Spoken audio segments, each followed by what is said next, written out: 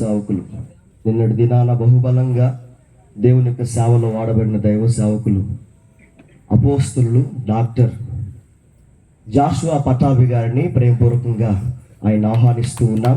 మనమందరం చప్పట్లు కొడదాం. దైవ సేవకులు వస్తూ ఉండగా మన రెండు చేతులు పైకి ఎత్తి చప్పట్లు కొడుతూ దేవుని యొక్క ఘనమైన నామాన్ని మహిమపరుద్దాం. చప్పట్లు కొడదాం.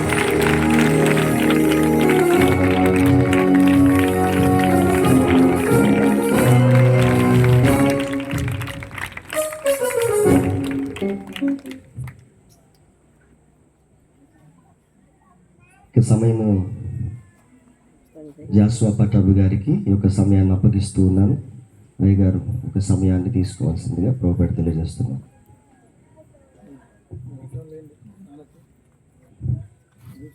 ప్రభు అయినటువంటి యేసుక్రీస్తు నామంలో మీ అందరికీ కూడా మరొకసారి శుభము కలుగును గాక. హల్లెలూయా, హల్లెలూయా, హల్లెలూయా. కొంచెం గట్టిగా హల్లెలూయా.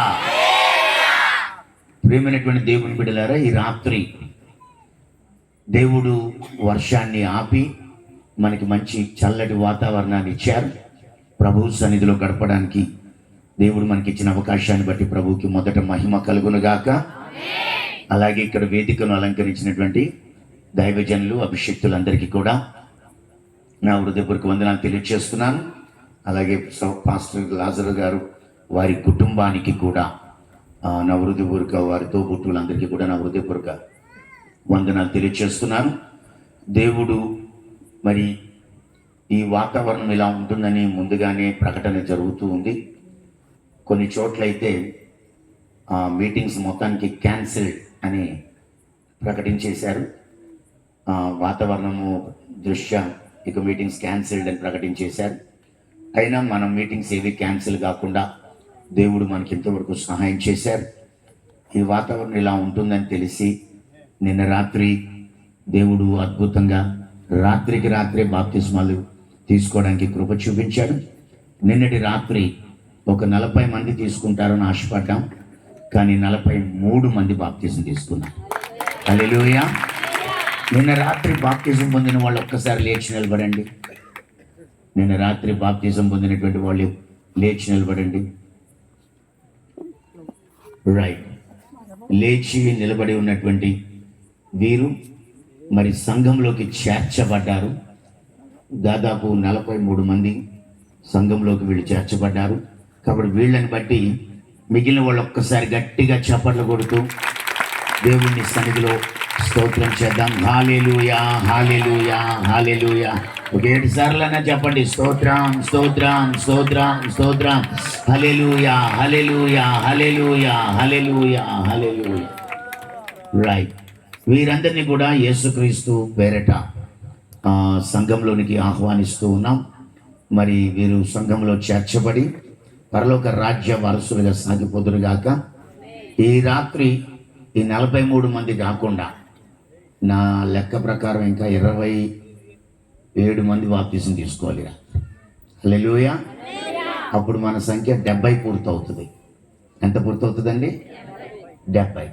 కాబట్టి ఆ 70 సంఖ్య పూర్తవడానికి ఇంకా మీలో ఎవరు బాప్తిజం తీసుకోలేదో వాళ్ళకి ఇంకొక ఛాన్స్ ఇవ్వబడింది, ఇంకొక అవకాశం ఇవ్వబడింది. కాబట్టి బాప్తిజం పొందని వారు ఈ 43 మందిలో చిన్నపిల్లలు కూడా ఉన్నారు. ఎందుకు ఈ 40 చిన్నపిల్లలు తీసేసుకున్నారు అని అంటే, వాళ్ళకి నిన్న రాత్రి ప్రార్థనలో దేవుడు తాకడం జరిగింది. అనేక మంది ఆయనను వెలుగు చూడడం, ఆయన దర్శనాలు చూడడం, ఆయన సింహాసనాన్ని చూడడం, ఆయన దూతలను చూడడం, ఇలా పలు రకాల దర్శనాలతోటి దేవుడు అనేక మందిని రాత్రి దర్శించాడు.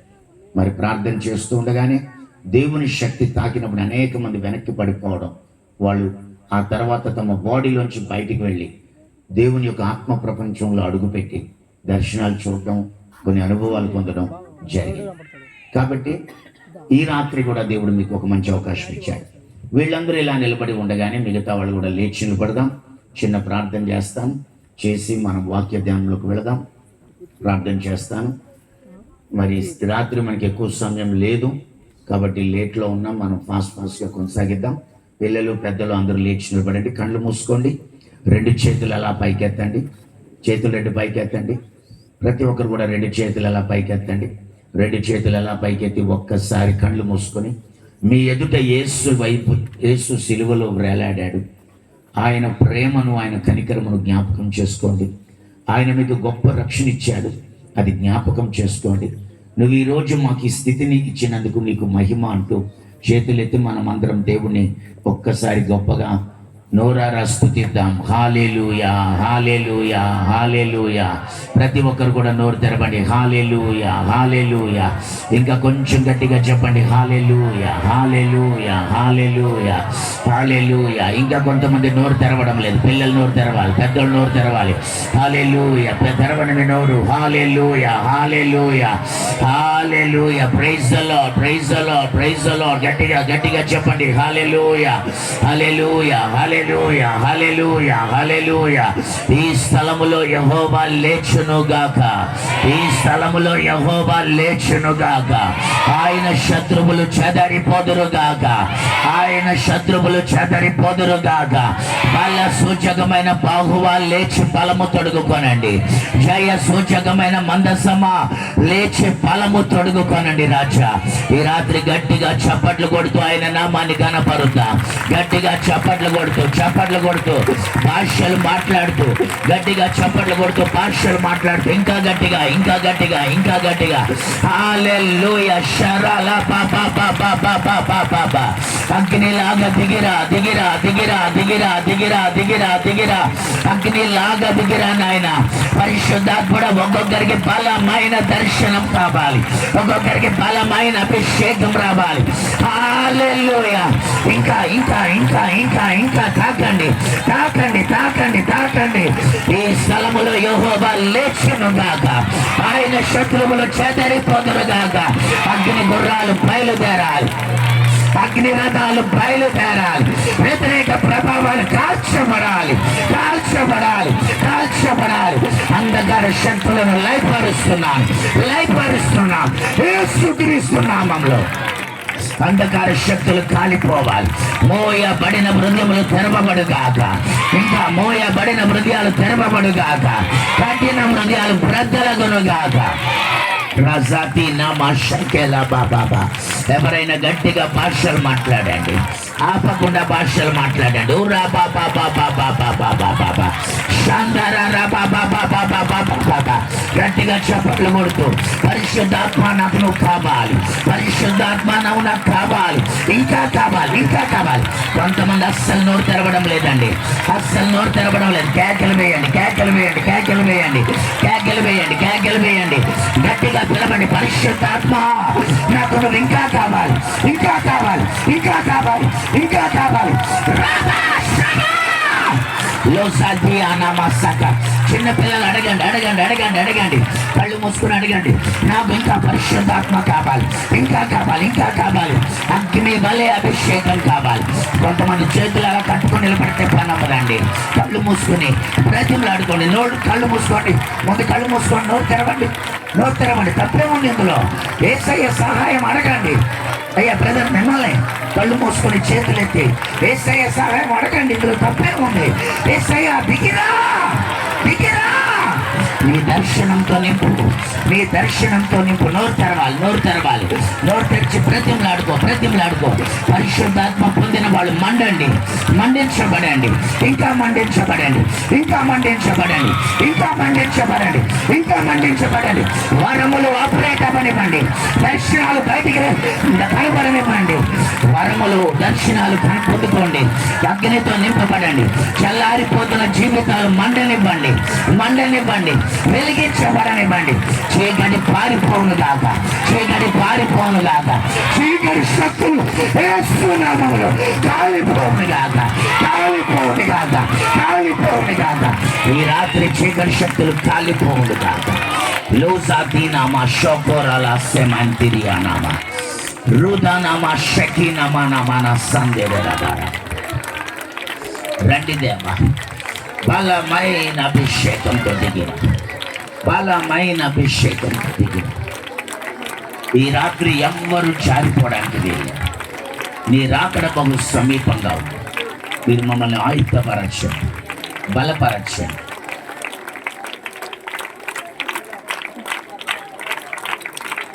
Jesus.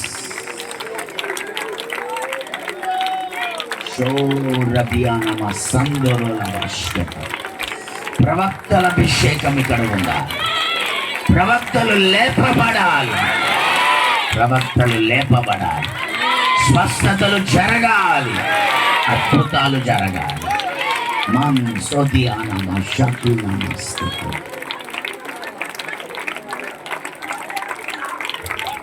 Yes lord, yes lord, yes lord. గొప్ప దర్శనాలతో నింపినందుకు వందనాలు. మండించుచున్నందుకు వందనాలు. నీ ప్రజలను వెలుగుతో నింపుతున్నందుకు వందనాలు. దయ్యములు విలవిలలాడి పారిపోతున్నందుకు వందనాలు. దయ్యాలు విలవిలలాడి పారిపోతున్నందుకు వందనాలు. ఏలుబడి శక్తులు కాల్చబడుతున్నాయి. యేసు నామములో కాల్చబడుతున్నాయి.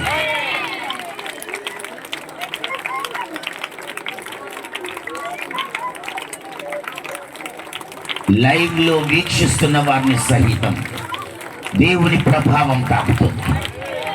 లైవ్ లో వీక్షిస్తున్న వారిని సహితం దేవుని ప్రభావం తాకుతుంది. Receive your miracle.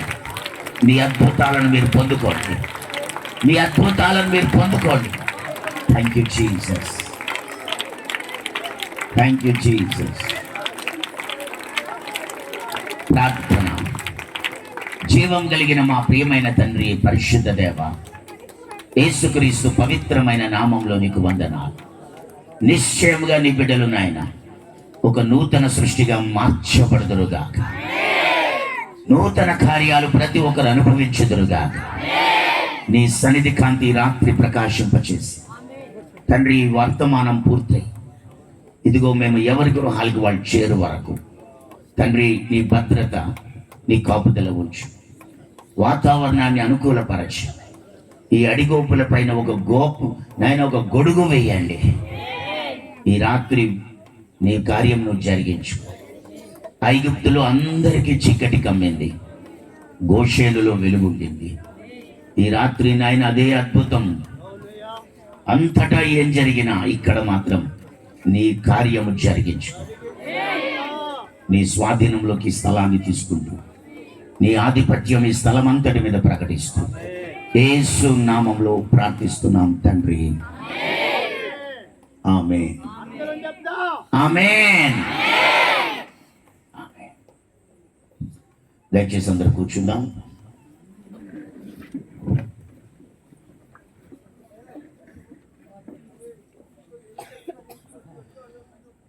ఈ రాత్రికాల సమయంలో కొద్ది నిమిషాలు మనము దేవుని వాక్యాన్ని వింటున్నాం. మనం వింటున్న వాక్యము ప్రియులారా, చివరి దినాల్లో ప్రభు రాకడ కొరకు సిద్ధపడడానికి అవసరమైనటువంటి సంగతులను మనం నేర్చుకుంటాం. 2000 సంవత్సరాల క్రితం యేసు ప్రభు వారి లోకంలో ఉన్నప్పుడు ఆయన తన సేవ ప్రారంభించి గలిలయ ప్రాంతంలో కొండ మీద ప్రసంగం ఒకటి మొదలుపెట్టాడు. కొండ మీద ప్రసంగం మొదలుపెట్టినప్పుడు ఆయన ఒక క్రొత్త విషయాన్ని, పాపానికి కారణం ఏంటో తెలియచేస్తూ కొండ మీద ప్రసంగంలో స్టార్ట్ చేశాడు.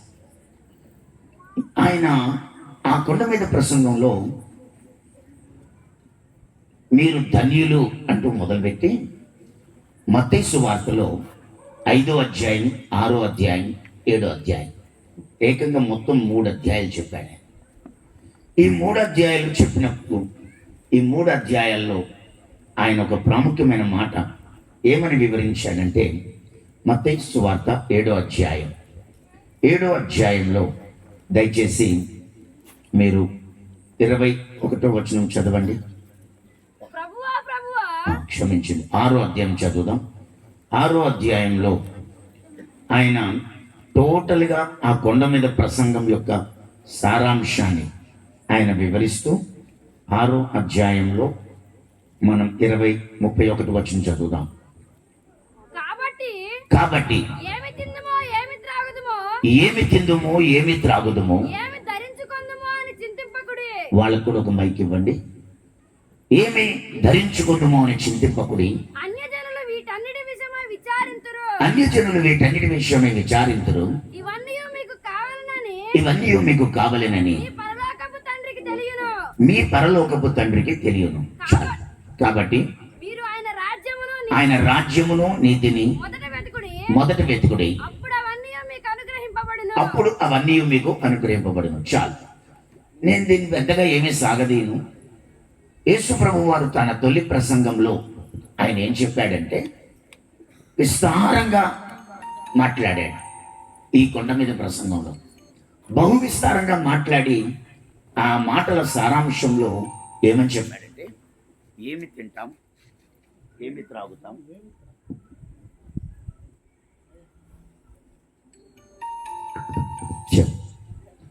ఏమి తింటాం, ఏమి త్రాగుదాం, ఏమి ధరించుకుంటాం అని అన్యజనులు ఈ మూడింటి కొరకు చింతిస్తారు. మీరు అలా చింతించుకోండి. మళ్ళీ వినండి అమ్మా. ఏం తింటాం, ఏం తాగుతాం, ఎలా బతుకుతాం, అందరు వింటున్నారా? చింత.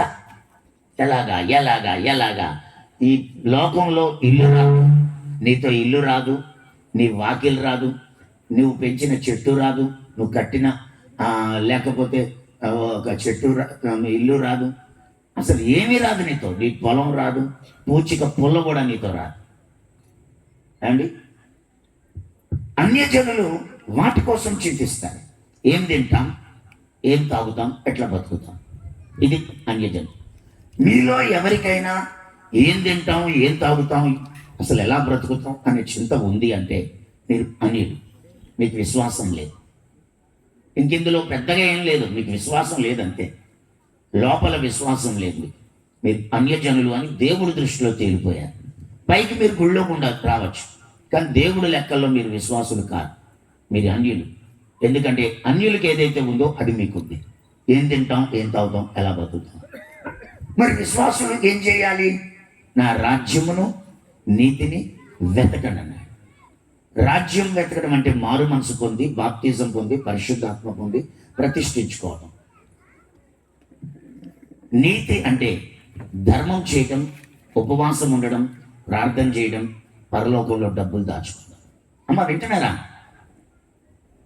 రాజ్యం అంటే 4 విషయాలు. దేవుని రాజ్యం భోజనమో పానమో కాదు. మారు మనసు పొందాలి, బాప్తిజం పొందాలి, పరిశుద్ధాత్మ పొందాలి, ఈ జీవితాన్ని ప్రతిష్ఠించుకోవాలి. మూర్ఖులకు ఈ తరము వారికి వేరై మీరు రక్షణ పొందండి అంటాడు అపోస్తుల కార్యాలు 2:38.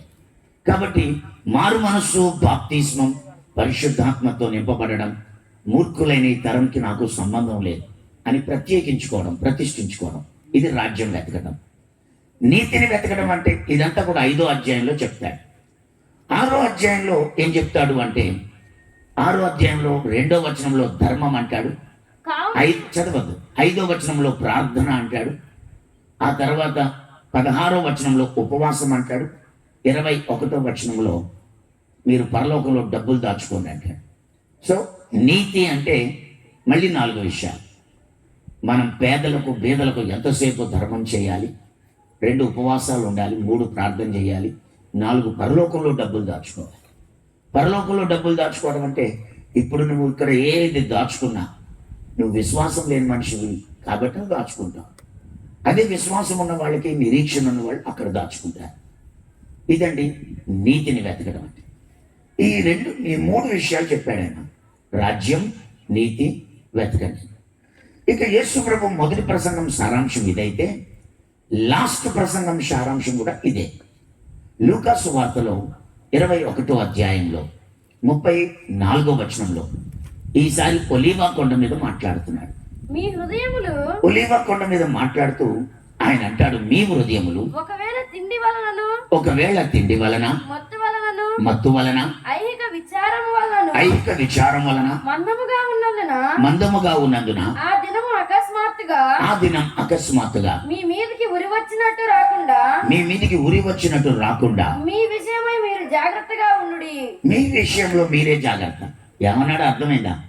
మీ హృదయాలు మందపారిపోవడానికి, ఆత్మీయ జీవితం చల్లారిపోవడానికి, మీరు పరలోకం చేరకుండా జారిపోవడానికి, రాకడలో ఎత్తబడవకుండా విడవబడడానికి కారణాలు ఏంటంటే తిండి, మత్తు, ఐహిక విచారం. సేమ్ ఆ 3 చెప్పాడు మళ్ళీ. తిండి, మత్తు, ఐహిక విచారం. మరి ఆ 3 కాదు మమ్మల్ని ఏం చేయమంటావు అని అంటే ఆ తర్వాత వచనంలో ఇంకా ఏమన్నాడు? కాబట్టి మీరు జరగబోవు వీటిని ఎల్లటినూ తప్పించుకొని మనుష్య కుమారుని ఎదుట నిలవబడుటకు శక్తి గలవారగునట్లు ఎల్లప్పుడూ ప్రార్థన చేయించు మెలకువగా ఉండడానికి చెప్పెను. మెలకువగా ఉండండి అన్నాడు. అంటే ఎల్లప్పుడూ ప్రార్థన చేయొచ్చు, మెలకువ. మళ్ళీ 3 మాటలు చెప్పాడు. తిండికి బదులు ఉపవాసం, మత్తుకు బదులు పరిశుద్ధాత్మ అభిషేకం, ఐక విచారానికి బదులు కన్నీటి ప్రార్థన. ఈ 3ఏనండి. ఈ 3టిని కలిపి అక్కడ 3 ముక్కల్లో చెప్పాడు. ఎల్లప్పుడూ ప్రార్థన చేయొచ్చు, మెలకువ.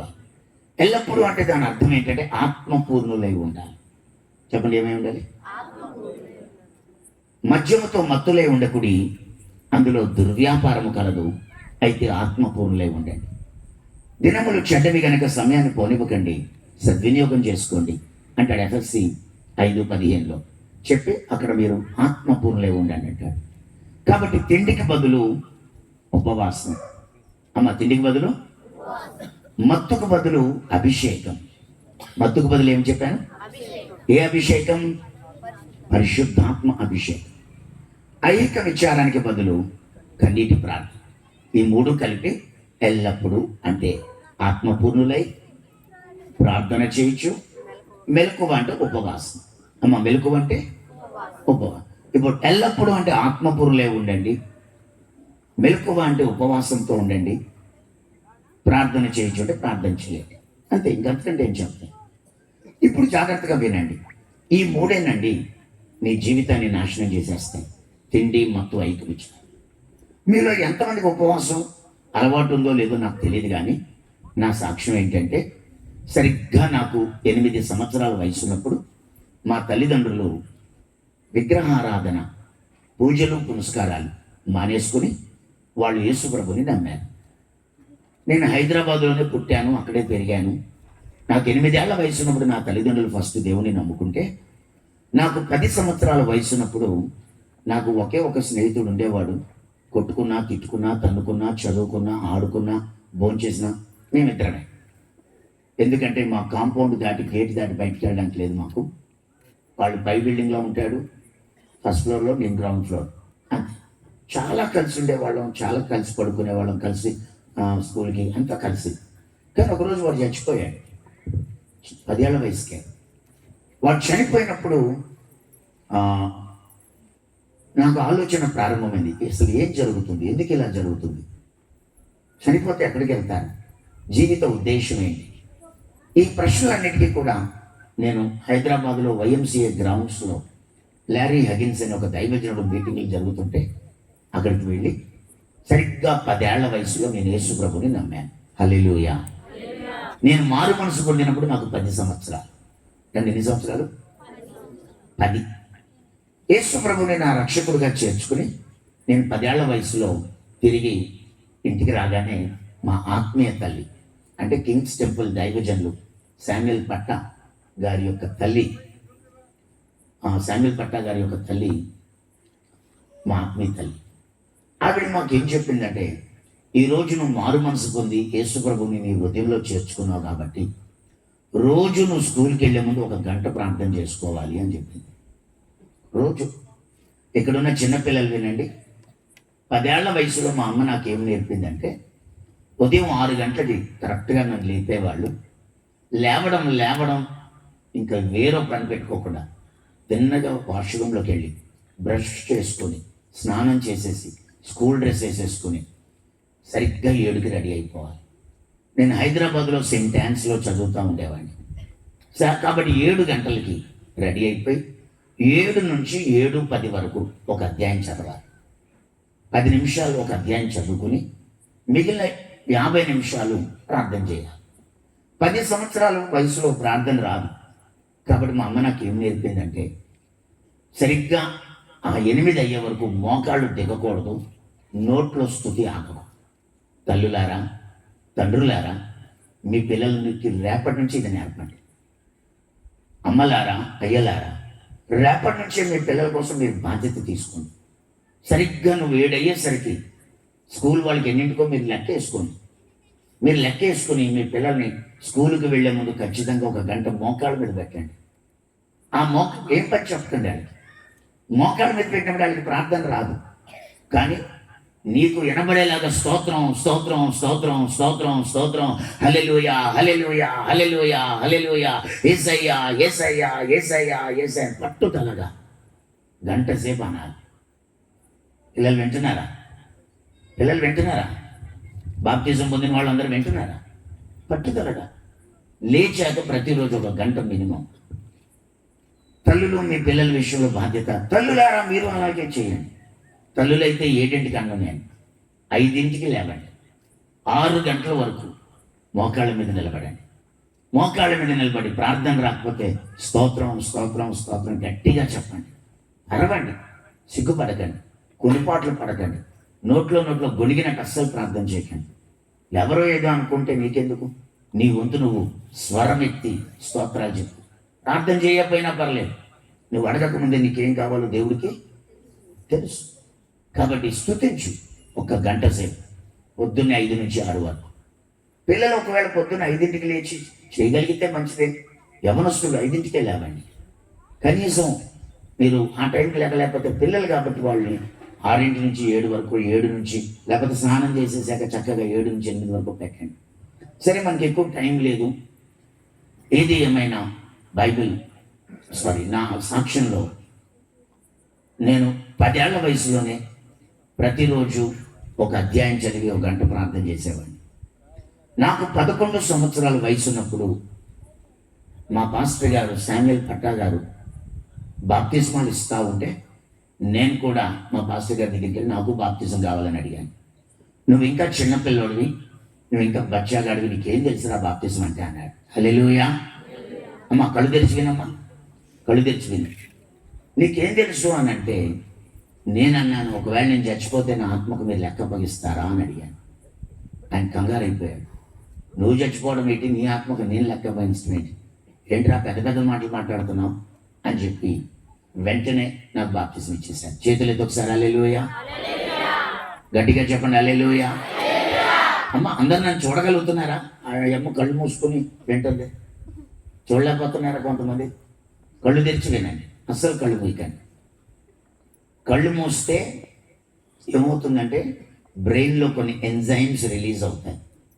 మళ్ళీ కళ్ళు మూస్తుంది ఆవిడ. అమ్మా నిన్నే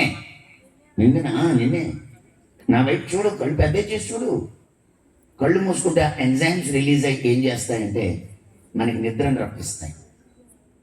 రాత్రులు పడుకోగానే లైట్ ఆఫ్ చేయగానే ఇంకా చూడడానికి ఏముండదు కాబట్టి కళ్ళు మూసుకుంటాం.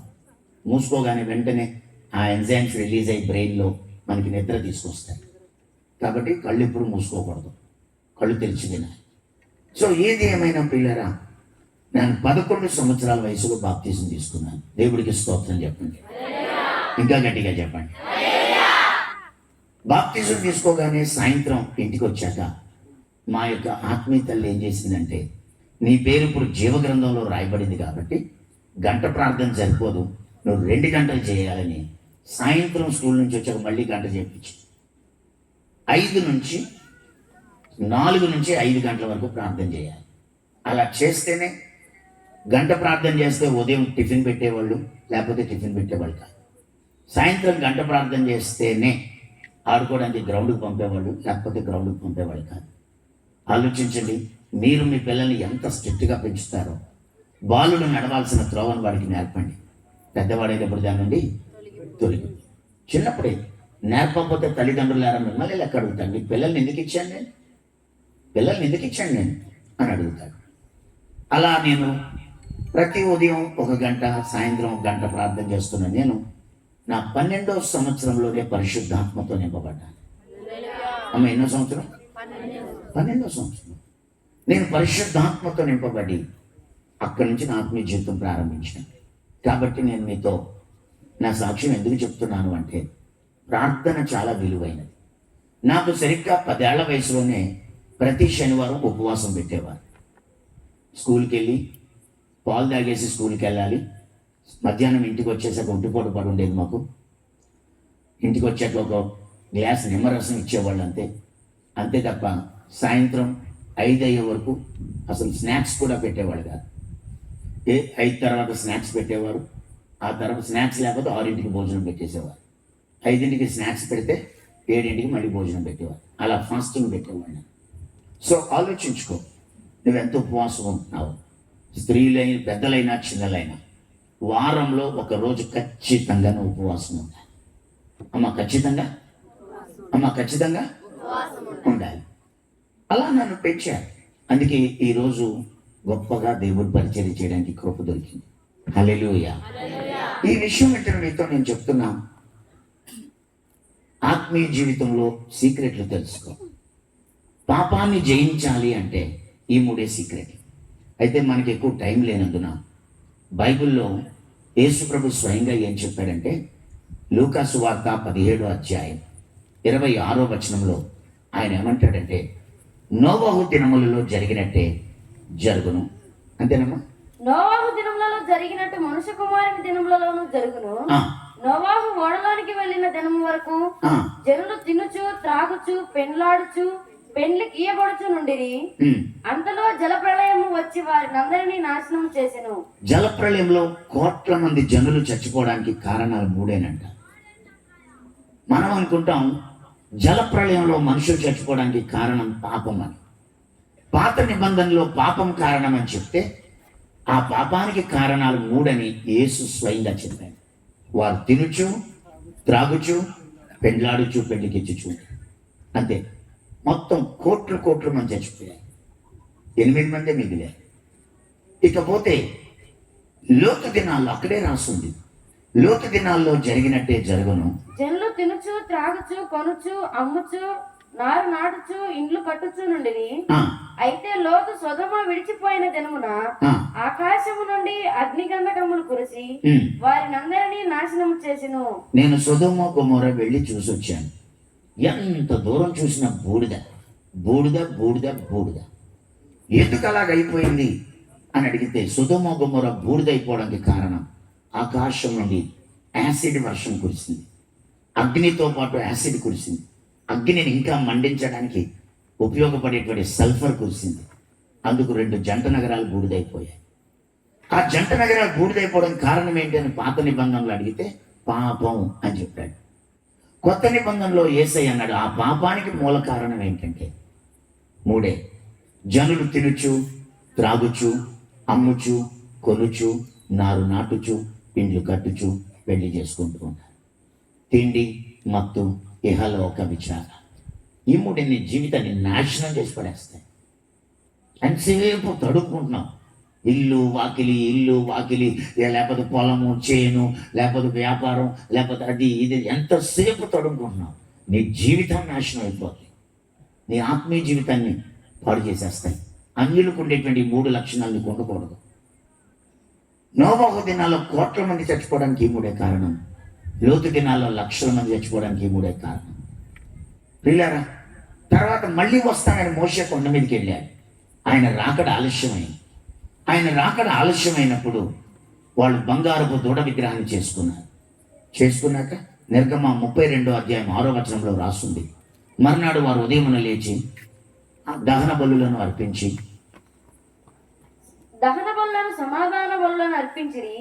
అప్పుడు జనులు తినుటకును త్రాగుటకును కూర్చుండి ఆరుటకు లేచిరి. 3 తినుటకు త్రాగుటకు కూర్చుండి ఆడుటకు లేచి.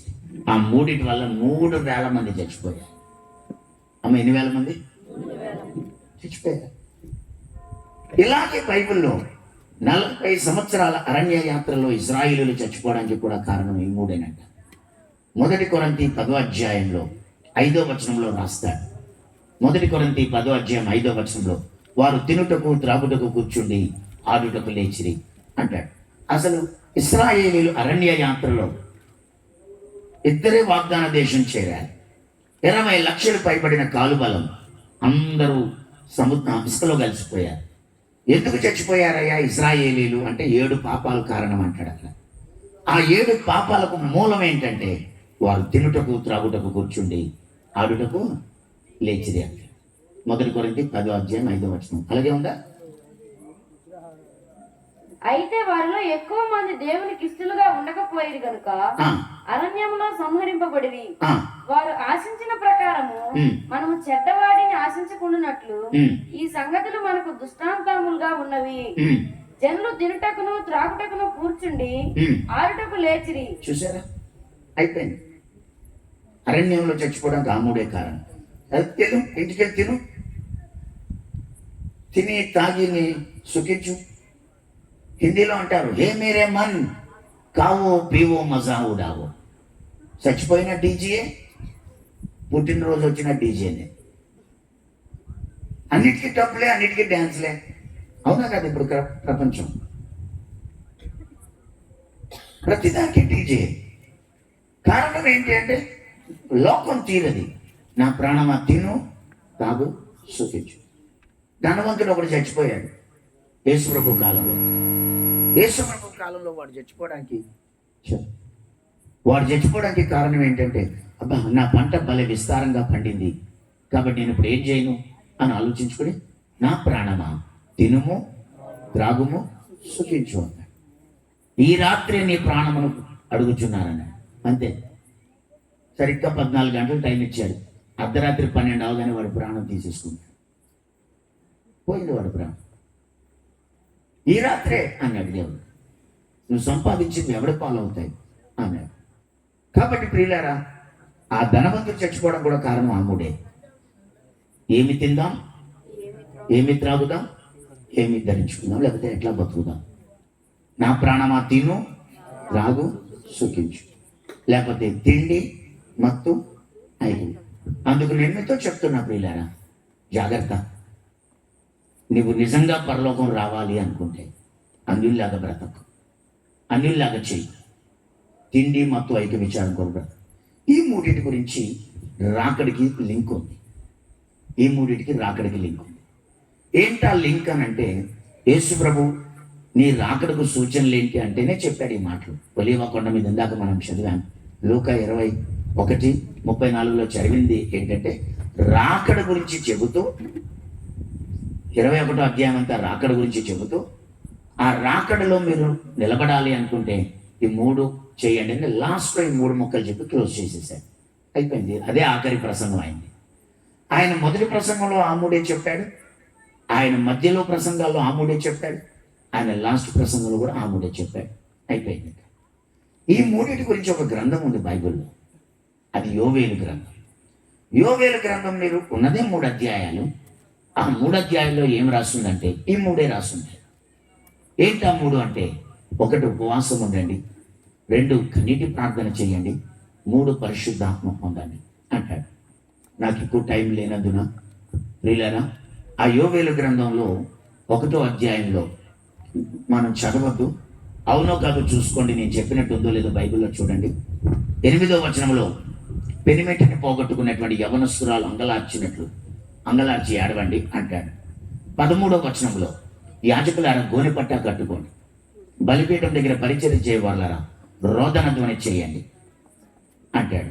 చేసి ఉపవాసం ఉండండి, వ్రత దినాన్ని ప్రతిష్ఠించండి, యెహోవా యొక్క భయంకరమైన దినం వస్తుంది అని 15వ వచనం వరకు రాస్తాడు. ఇలా 1వ అధ్యాయంలో 2 సార్లు చెప్పాడు. 2వ అధ్యాయం 1వ వచనంలో సీయోను కొండ మీద బాకా ఊదండి అని చెప్పి మొదలుపెట్టి, ఆయన వ్రత దినం కొండ మీద బాకా ఊదండి, యెహోవా యొక్క భయంకరమైన దినము ప్రళయంలాగా వస్తుందని 1వ అధ్యాయంలో చెప్తే, అది దేశం మీదకి వస్తుందని 2వ అధ్యాయంలో చెప్పి లోకమంతా చీకటి కమ్మేస్తా అంటాడు. మమ్మల్ని ఏం చేయమంటామని అడిగితే 12వ వచనంలో అంటాడు, ఇప్పుడైనా మీరు ఉపవాసం ఉండి కన్నీరు విడిచచ్చు, దుఃఖించచ్చు, మనస్ఫూర్తిగా నా దగ్గరికి రండి అంటాడు. మళ్ళీ అదే 2వ అధ్యాయం 15వ వచనం చూస్తే 15వ వచనంలో సీయోనులో బాకా ఊదుడి, ఉపవాస దినము ప్రతిష్ఠించుడి, వ్రత దినము నియమించి ప్రకటన చేయుడి, జనులను సమకూర్చుడి, సమాజ కూటము ప్రతిష్ఠించుడి, పెద్దలను పిలవనంపించుడి, చిన్నవారిని స్తన్యపానము చేయు బిడ్డలను తోడుకొని రండి, పెండ్లి కుమారుడు అంతఃపురంలో నుండి పెండ్లి కుమార్తె గదిలో నుండి రావలయును. చూసారా, రాకడ గురించి రాస్తున్నాడు. నువ్వు రాకడలో ఎత్తబడాలి అంటే పెళ్లి కూతురులాగా గదిలో సిద్ధపడాలి. ఎవరైనా యెహోవా యొక్క భయంకరమైన దినం తప్పించుకోవాలంటే నువ్వు రాకడలో ఎత్తబడాలి. దానికంటే ముందు రాకడ జరుగుతుంది. రాకడలో ఎత్తబడాలి అంటే పెళ్లి కుమారుడు లాగా ఆయన అంతఃపురంలోంచి వస్తాడు, పెళ్లి కూతురులాగా నువ్వు గదిలోంచి రావాలి. మరి పెళ్లి కూతురు గదిలో ఏం చేస్తుంది? ఒకటి ఉపవాసం, రెండు కన్నీటి ప్రార్థన. ఈ రెండింటి వల్ల తను సిద్ధపరచుకుంటుంది. నీ వంతు నువ్వు ఈ రెండు చేస్తే నా వంతు నేను నీకు క్రొత్త ద్రాక్షారసం ఇస్తాను. 19వ వచనంలో అంటాడు, చదవద్దు, చూడండి, తైలమును క్రొత్త తైలమును క్రొత్త ద్రాక్షారసాన్ని మీకు ఇస్తానంటాడు. ఆ తర్వాత ఇంకొంచెం కిందకి వెళ్ళిపోయి 26లో చదివితే అక్కడేమంటాడంటే, తొలకరి వర్షం, కడవరి వర్షం నేను మీకు ఇస్తాను, క్రొత్త ద్రాక్షారసము క్రొత్త తైలమును మీకు ఇస్తాను అని మళ్ళీ అక్కడ చెప్తాడు. ద్రాక్షారసం అన్నా, తైలం అన్నా, కడవరి వర్షం అన్నా, తొలకరి వర్షం అన్నా పరిశుద్ధాత్మ అని అర్థం. హల్లెలూయా. సో మళ్ళీ ఆముడే, మీ వంతు మీరు ఉపవాసం ఉండి కన్నీళ్లతో ప్రార్థన చేయండి, నా వంతు నేను మీకు పరిశుద్ధాత్మను ఇస్తాను, అప్పుడే మీరు రాకడలో ఎత్తబడతారు అంటాడు. ఇలా చెప్పి వీళ్ళకి అర్థమైందో లేదో అని చెప్పి అప్పుడు 32వ వచనంలో యుగాంతపు సంభవాలు ప్రారంభించాడు. నా మొబైల్ ఎక్కడ ఉంది, వచ్చేది టైం చూసుకోవాలి. ప్రియమైనటువంటి దేవుని బిడ్డలారా, ఎంతండి?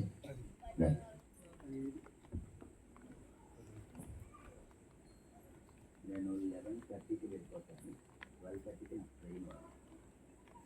ఎక్కడ తిరుగురాళ్ళు 12:30 ట్రైన్ అంటే 11:30 బయలుదేరాలి.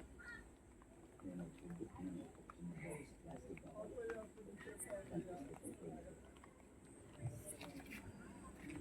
ప్రియమైనటువంటి దేవుని బిడ్డలారా, ఇక్కడ ఈ 32వ వచనంలో ఏమని మొదలు పెట్టాడంటే, యెహోవా సెలవిచ్చినట్లు సీయోను కొండ మీదను.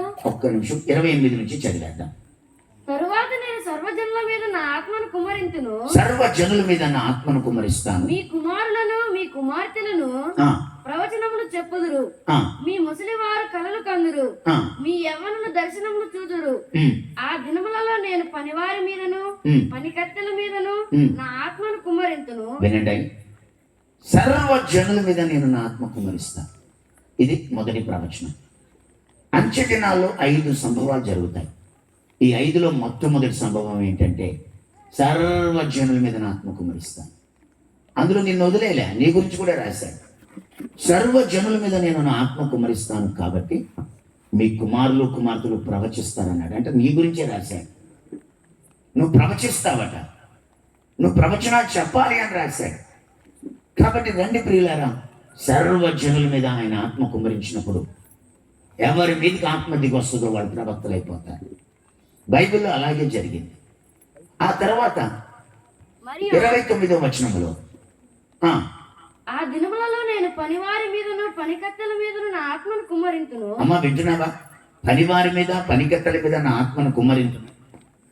మరియు ఆకాశమందును భూమి యందును మహత్కార్యములను. ఇక్కడ రెండో ప్రవచనం ఏంటంటే, పనివారి మీద పనికత్తెల మీద ఆత్మ కుమ్మరిస్తాను. ఈ ప్రవచనం ఇంకా జరగలేదు. సర్వజనుల మీద ఆత్మ కుమ్మరిస్తాననేదేమో తొలకరి వర్షం. అమ్మా, సర్వజనుల మీద ఆత్మ కుమ్మరిస్తానంటే అది తొలకరి వర్షం. పనివారి మీద పనికత్తెల మీద ఆత్మ కుమ్మరిస్తానంటే అది కడవరి వర్షం. తొలకరి వర్షం జరిగింది, కానీ కడవరి వర్షం ఇంకా జరగలే, ఇప్పుడు జరుగుతా ఉంది. ఈ కడవరి వర్షం ప్రారంభమైంది కాబట్టి ఇంతకుముందు 5, 6, 10 మంది బాప్తిస్మాలు పొందేవారు. కానీ ఇప్పుడు అలాగా ఎక్కడ చూసినా సరే 50 మంది 100 మంది పొందుతారు. నిన్న నేను ఒక వీడియో చూశాను, అమెరికాలో 2000 మంది బాప్తిస్మం తీసుకున్నారు ఒకేసారి. ఈ వారంలోనే 8,000 అండి, ఈ వారంలోనే 2000 మంది బాప్తిస్మం తీసుకున్నారు ఒకేసారి. నిజమే, కడవరి వర్షం స్టార్ట్ అయిపోయింది. యేసు ప్రభు పెంతెకోస్తు పండుగ రోజున ఏం జరిగిందో మళ్ళీ అది స్టార్ట్ అయింది. దానికి కడవరి వర్షం అంటే. ఇది అయిపోయిన తర్వాత ప్రియులారా, 3వ వచనంలో 30వ వచనంలో ఏమన్నాడు? మరియు ఆకాశమందును భూమి యందును మహత్కార్యములను అనగా రక్తమును అగ్నిని ధూమస్తంభములను కనపరచెదను. రక్తం, అగ్ని, ధూమస్తంభం. చెప్పండి, రక్తం, అగ్ని నేను కనపరుస్తానన్నాడు. అంటే దాని అర్థం ఏంటో తెలుసా? 7 బూరలు స్టార్ట్ అవుతాయి. కడవరి వర్షం అయిపోగానే 7 బూరలు స్టార్ట్ అవుతాయి. అసలు రక్తం, అగ్ని, పొగ, లేకపోతే ఇక్కడ ధూమస్తంభం అన్నాడు. ఇవన్నీ కూడా 7 బూరల సూచనలు. ఇది అయిపోయాక ఏమన్నాడు? యెహోవా యొక్క భయంకరమైన ఆ మహాదినము రాకముందు ఆ, సూర్యుడు తేజోహీనుడగును, ఆ. చంద్రుడు రక్తవర్ణమగును. 7వ బూరం రోగగానే సంఘం ఎత్తబడుతుంది. అప్పుడు ఏం జరుగుతుందంటే విడవబడిన వాళ్ళకి 7 ఉగ్రత పాత్రలు కుమ్మరించబడతాయి. ఆ ఉగ్రత కాలంలో ప్రియులారా, సూర్యుడు చీకటిగా, చంద్రుడు రక్తంగా మారిపోతాడు. అక్కడేమో గొర్రెపిల్ల విందు జరుగుతూ ఉంటుంది. విడవబడ్డ వాళ్ళకి 7 ఉగ్రత పాత్రలు కుమ్మరించబడతాయి. తీరా ఇక్కడ ఉగ్రత తీరిపోగానే, అక్కడ గొర్రెపిల్ల విందు అయిపోగానే, యేసయ్య తన భార్యను, తన సంఘాన్ని తీసుకుని ఒలీవా కొండ మీదకి వస్తాడని రాత్రి చెప్పాను. ఆ ఒలీవా కొండ 2గా చీలిపోతుంది. అప్పుడు ఇశ్రాయేలీయులు యేసయ్యను మెస్సయ్యగా ఒప్పుకుంటారు. కాబట్టి చదువుదాం నెక్స్ట్ వచనం. యెహోవా సెలవిచ్చినట్లు ఆ. సియోను కొండ మీదను యెరూషలేములోను తప్పించుకొనిన వారందరూ, యెరూషలేములో తప్పించుకొనిన వారందరూ, శేషించిన వారిలో ఆ. యెహోవా పిలిచివారు కనబడుదురు. శేషించిన వారిలో యెహోవా పిలిచేవాడు కనబడుదురు. ఆ దినమున యెహోవా నామమును బట్టి, యెహోవా నామమును బట్టి ఆయనకు ప్రార్థన చేయుచు వారందరూ రక్షింపబడుదురు. వింటున్నారా? యెహోవా నామమును బట్టి ఆయనకి ప్రార్థన చేయవారు అందరూ రక్షించబడుదురు అన్నాడు. అంటే దీని అర్థం ఏంటంటే లాస్ట్లో రక్షించబడేది ఇశ్రాయేలీయులు. కాబట్టి లాస్ట్లో రక్షించబడేది ఇశ్రాయేలు. కాబట్టి టెన్షన్ పడకండి, జాగ్రత్తగా ఈ మాటలు గమనించుకోండి. యుగాంతపు సంభవాలుగా 5 ప్రవచనాలు చెప్పాడు. 5లో ఒక ప్రవచనం పెంతెకోస్తు పండుగ రోజు జరిగిపోయింది. ఆ పెంతెకోస్తు పండుగ రోజు అందరూ భాషలు మాట్లాడుతుంటే ఇదేంటి అని వినడానికి జనాలు వచ్చి, వీరు మన దేశపు భాషలలో దేవుని గొప్ప కార్యాలు వివరిస్తున్నారు అని కొంతమందిని గురించి అన్నారు. కొంతమంది భాషలు అర్థం కాక పొద్దున్నే తాగేశారా, అందుకే పిచ్చి పిచ్చిగా మాట్లాడుతున్నారు అన్నారు. ఈ మాటలకు జవాబుగా పేతురు లేచి నిలబడి, సహోదరులారా, అక్కడ అంటాడు అపోస్తుల కార్యాలు 2వ అధ్యాయం, మనం 2వ అధ్యాయంలో 16వ వచనంలో, సహోదరులారా, ప్రొద్దు పొడిచి జామైనా కాలేదు, వీరు మద్యముతో మత్తులై ఉన్నారని మీరు ఎందుకు అనుకుంటున్నారు? ఇదేంటో తెలుసా? యోవేలు ప్రవక్త ద్వారా చెప్పబడిన సంగతి ఇదే. అదేదనగా అంచెదినములలో నేను మనుషులందరి మీద నా ఆత్మను కుమరిస్తాను. మీ కుమారులను, మీ కుమారులు, మీ కుమార్తెలు ప్రవచిస్తారు, మీ యవనులు దర్శనాలు చూస్తారు, మీ వృద్ధులు కలలు అంటారు అన్నాడు. అన్నట్టుగానే ప్రియులారా, మొదటి ప్రవచనం జరిగిపోయింది. సర్వజనుల మీద ఆత్మ కుమరించబడింది. ఆ తర్వాత వచనంలో ఏమన్నాడంటే, ఆ దినములలో నా దాసుల మీద, దాసురాండ్ర మీద నా ఆత్మ కుమరిస్తాను అన్నాడు. ఇందాకేమో పనివారు, పనికత్తెలు అన్నాడు, ఇక్కడేమో దాసులు, దాసురాండ్రు అన్నాడు. అంటే దీన్నే ప్రకటన గ్రంథం 7వ అధ్యాయంలో 1వ వచనంలో 4 దూతలు విడవబడుతున్నారని, వాళ్ళు భూమి యొక్క 4 దిక్కులలో వాయువులు పట్టుకుంటున్నారని. అయితే అక్కడ 2వ వచనంలో ఏమంటాడంటే, మరియు సజీవుడైన దేవుని ముద్ర పట్టుకుని వేరొక దూత తూర్పు దిక్కు నుంచి వచ్చాడని. 3వ వచనంలో ఏమంటాడంటే, మేము మా దేవుని దాసులకు వారి నొసటి మీద ముద్ర వేసే వరకు మీరు 4 దూతలు ఆగాల్సిందే అంటాడు. ఇంతకీ 4 దూతలు భూమి మీదకి ఎప్పుడు వచ్చారు అని అడిగితే, ప్రకటన గ్రంథం 9వ అధ్యాయం 14వ వచనం ప్రకారం అక్కడ రాసుంది, యూఫ్రటీస్ అనే మహానది యొద్ద బంధింపబడి ఉన్న 4 దూతల్ని వదిలిపెట్టుడి, వారు అదే సంవత్సరం, అదే నెల, అదే రోజు. ఉందా తల్లి అక్కడ? చదువు. యూఫ్రటీసు అను మహానది యొద్ద బంధింపబడి ఉన్న 4 దూతలను వదిలిపెట్టుమని ఊర పట్టుకొని ఉన్న ఆ 6వ దూతతో చెప్పుట వింటిని. మనుషులలో 3వ భాగమును సంహరింపవలనని, 3వ భాగాన్ని సంహరించవలనని, అదే సంవత్సరమున, అదే నెలలో, అదే దినమున, అదే గంటకు సిద్ధపరచబడి ఉండిన ఆ నలుగురు దూతలు వదిలిపెట్టబడి. అంటే టైం ఏంటో తెలుసా? అదే సంవత్సరం, అదే నెల, అదే రోజు, అదే గంట. అంటే 2012వ సంవత్సరం, 12వ నెల, 12వ తారీఖు, 12 గంటలు. ప్రకటన గ్రంథం ఈ వాక్యం ప్రకారం యుగాంతం స్టార్ట్ అయిపోయింది. 2012 డిసెంబర్లో 12వ నెలలో 12వ తారీఖులో 12 గంటలకు యుగాంతం స్టార్ట్ అయింది. మొన్న డిసెంబర్ 12వ తారీఖుకి యుగాంతం స్టార్ట్ అయిపోయి 12 ఏళ్ళు అయింది.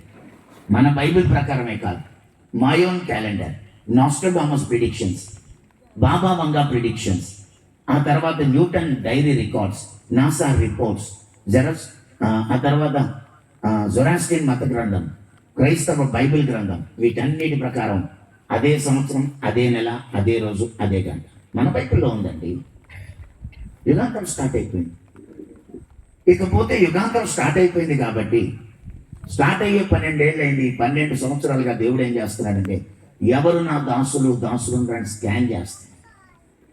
ఎవరెవరు ఆయన దాసులు అంటారో వాళ్లకు మాత్రమే దేవుడు కడవరి వర్షం ఇవ్వబోతున్నాడు. నొసటి మీద దేవుడు ముద్ర వేయబోతున్నాడు. తిని తాగి బతికేవాడికి అందులో ఛాన్స్ లేదు. ఇల్లు, వాకిలి, పొలము, చేను, ఆస్తి, అంతస్తు, వ్యాపారం అని పాకులాడేవాడికి కడవరి వర్షంలో పాలు లేదు. టైం అయిపోయింది. ఇంకా అందులో నువ్వు ఆయన దాసురాలు అయితేనే. ఎంతసేపు ఆది అపోస్తుల సంఘం సమస్తాన్ని అమ్మి వారికి వీరికి పంచి వాళ్ళు సేవ చేశారు. సమస్తముగా ఉంది. ఈ రోజుల్లో నువ్వేమో ఏం పోగేద్దాం, ఏం కడదాం, ఏం సంపాదిద్దాం, ఏం బతికెళ్తావని ఉన్నదాన్ని అమ్మేయాలి. ఆది అపోస్తుల సంఘంలో వారు చరస్థిర ఆస్తులను అమ్మి, ఏమన్నా చరస్థిర ఆస్తులను అమ్మి అందరికీ వారి అక్కడ కొరది పంచిపెట్టి, అది రాకడ వరకు సిద్ధపడండి. ఇప్పుడు నువ్వేదో మొత్తానికి హైదరాబాద్ వెళ్ళిపోతున్నాను, నేను ఎప్పటికి రానంటే వెళ్ళిపోయేటప్పుడు ఇక్కడ 10 ఇల్లు కడతావా? చెప్పండి. కొన్నది అమ్మేస్తావా? ఇంకెప్పటికి రాను అని హైదరాబాద్ వెళ్ళిపోతున్నావు అనుకో, ఇంక రానండి ఊరు ఎప్పటికి అంటే నువ్వు ఈ ఊళ్ళో ఒక 4 ఇల్లు కొంటావా? ఉన్నది అమ్మేస్తావా? ఉన్నది అమ్మేసి పట్టుకుపోతావు. పరలోకం వెళ్ళిపోవాలనేవాడు అమ్మేసుకుని దాని పరలోకంలో ఇన్వెస్ట్ చేసుకో, దాచుకో. సరే, ఏది ఏమైనా అక్కడ ఏమంటాడు అంటే, అదే సంవత్సరం, అదే నెల, అదే రోజు, అదే గంట అంటే 2012లో యుగాంతం స్టార్ట్ అయిపోయింది. మరి ఇప్పుడు ఏం జరగబోతుంది అంటే, వీళ్ళరా అబద్ధ క్రీస్తు రాబోతున్నారు. అమ్మ, ఎవరు రాబోతున్నారు? ఈ అబద్ధ క్రీస్తు ఎప్పుడు వస్తాడండి అని అడిగితే, యాక్చువల్గా అబద్ధ క్రీస్తు ఎప్పుడు వస్తాడు అని అడిగితే 2 తెస్సలోనికీయులకు రాసిన పత్రిక 2వ అధ్యాయంలో 1వ వచనం నుంచి ఏమని రాస్తుందంటే, సహోదరులారా, ప్రభు దినం ఇప్పుడే వచ్చి ఉన్నట్టుగా ఆత్మ వలనైనను మాట వలనైనను మా యుద్ధ నుండి వచ్చినదని చెప్పిన పత్రిక వలనైనను ఎవడైనాను చెప్పిన ఎడల మీరు త్వరపడి చంచల మనస్కులు కాకుండా వలనని బెదరకుండా వలనని మన ప్రభు అయిన యేసుక్రీస్తు రాకడను బట్టి మనం ఆయన ఎదుట కూడుకొనుటను బట్టి మిమ్మల్ని బతి ఎడుకొనుచున్నాను అంటాడు. నేడో రేపు రాకడని ఎవరైనా చెప్తే నమ్మద్దని రాశారు అక్కడ. సహోదరులారా, ప్రభు దినం ఇప్పుడే అని ఆత్మ వలన చెప్పిన అంటే ప్రవచనం చెప్పిన, మాట వలన చెప్పిన అంటే ప్రసంగం చెప్పిన, ప్రభు దినం ఇప్పుడే అని పత్రిక దొరికిందని చెప్పిన, మీరు త్వరపడద్దు, చంచల మనస్కులు కావద్దు, బెదరకూడదు, మీరు భయపడవద్దు అని మన ప్రభు అయిన రాకడ అంటే ఒలీవ కొండ మీదకి వస్తాడు అది అంటావేమోనని మనం ఆయన ఎదుట కూడుకొనుటని బట్టి మిమ్మల్ని వేడుకొనుచున్నాను. మరి రాకడ ఎప్పుడు వస్తుంది? అక్కడ 3వ వచనంలో అంటాడు, మొదట భ్రష్టత్వం సంభవించి నాశన పాత్రుడగు పాప పురుషుడు బయలుపడితేనే గాని ఆ దినము రాదు. చూసారా, వాడొక పురుషుడు, వాడొక మనిషి. నాశన పాత్రుడకు పాప పురుషుడు బయలు పడితేనే గాని ఆ దినము రాదు.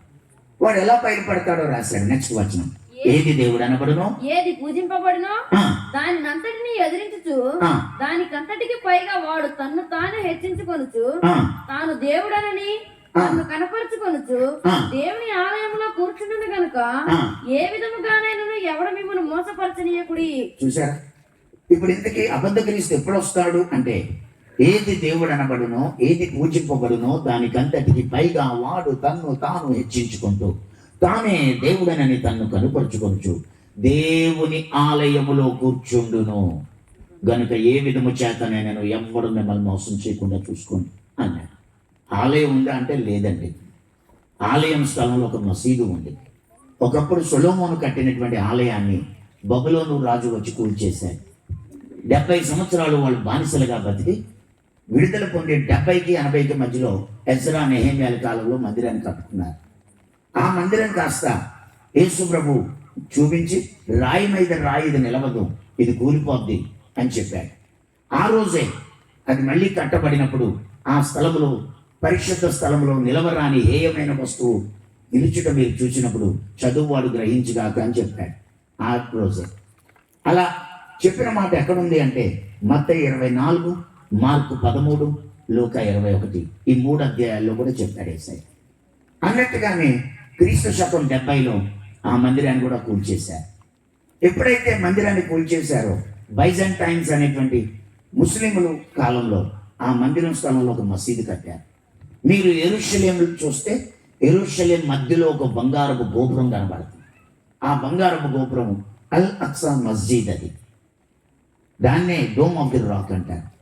ఇప్పుడు మొన్న 2018లో ఏం జరిగిందంటే 2018లో ఇజ్రాయిల్ దేశపు ప్రెసిడెంట్ ప్రసంగం చెప్తూ మేము స్వాతంత్రం పొంది 70 ఏళ్ళు అయిందన్నాడు.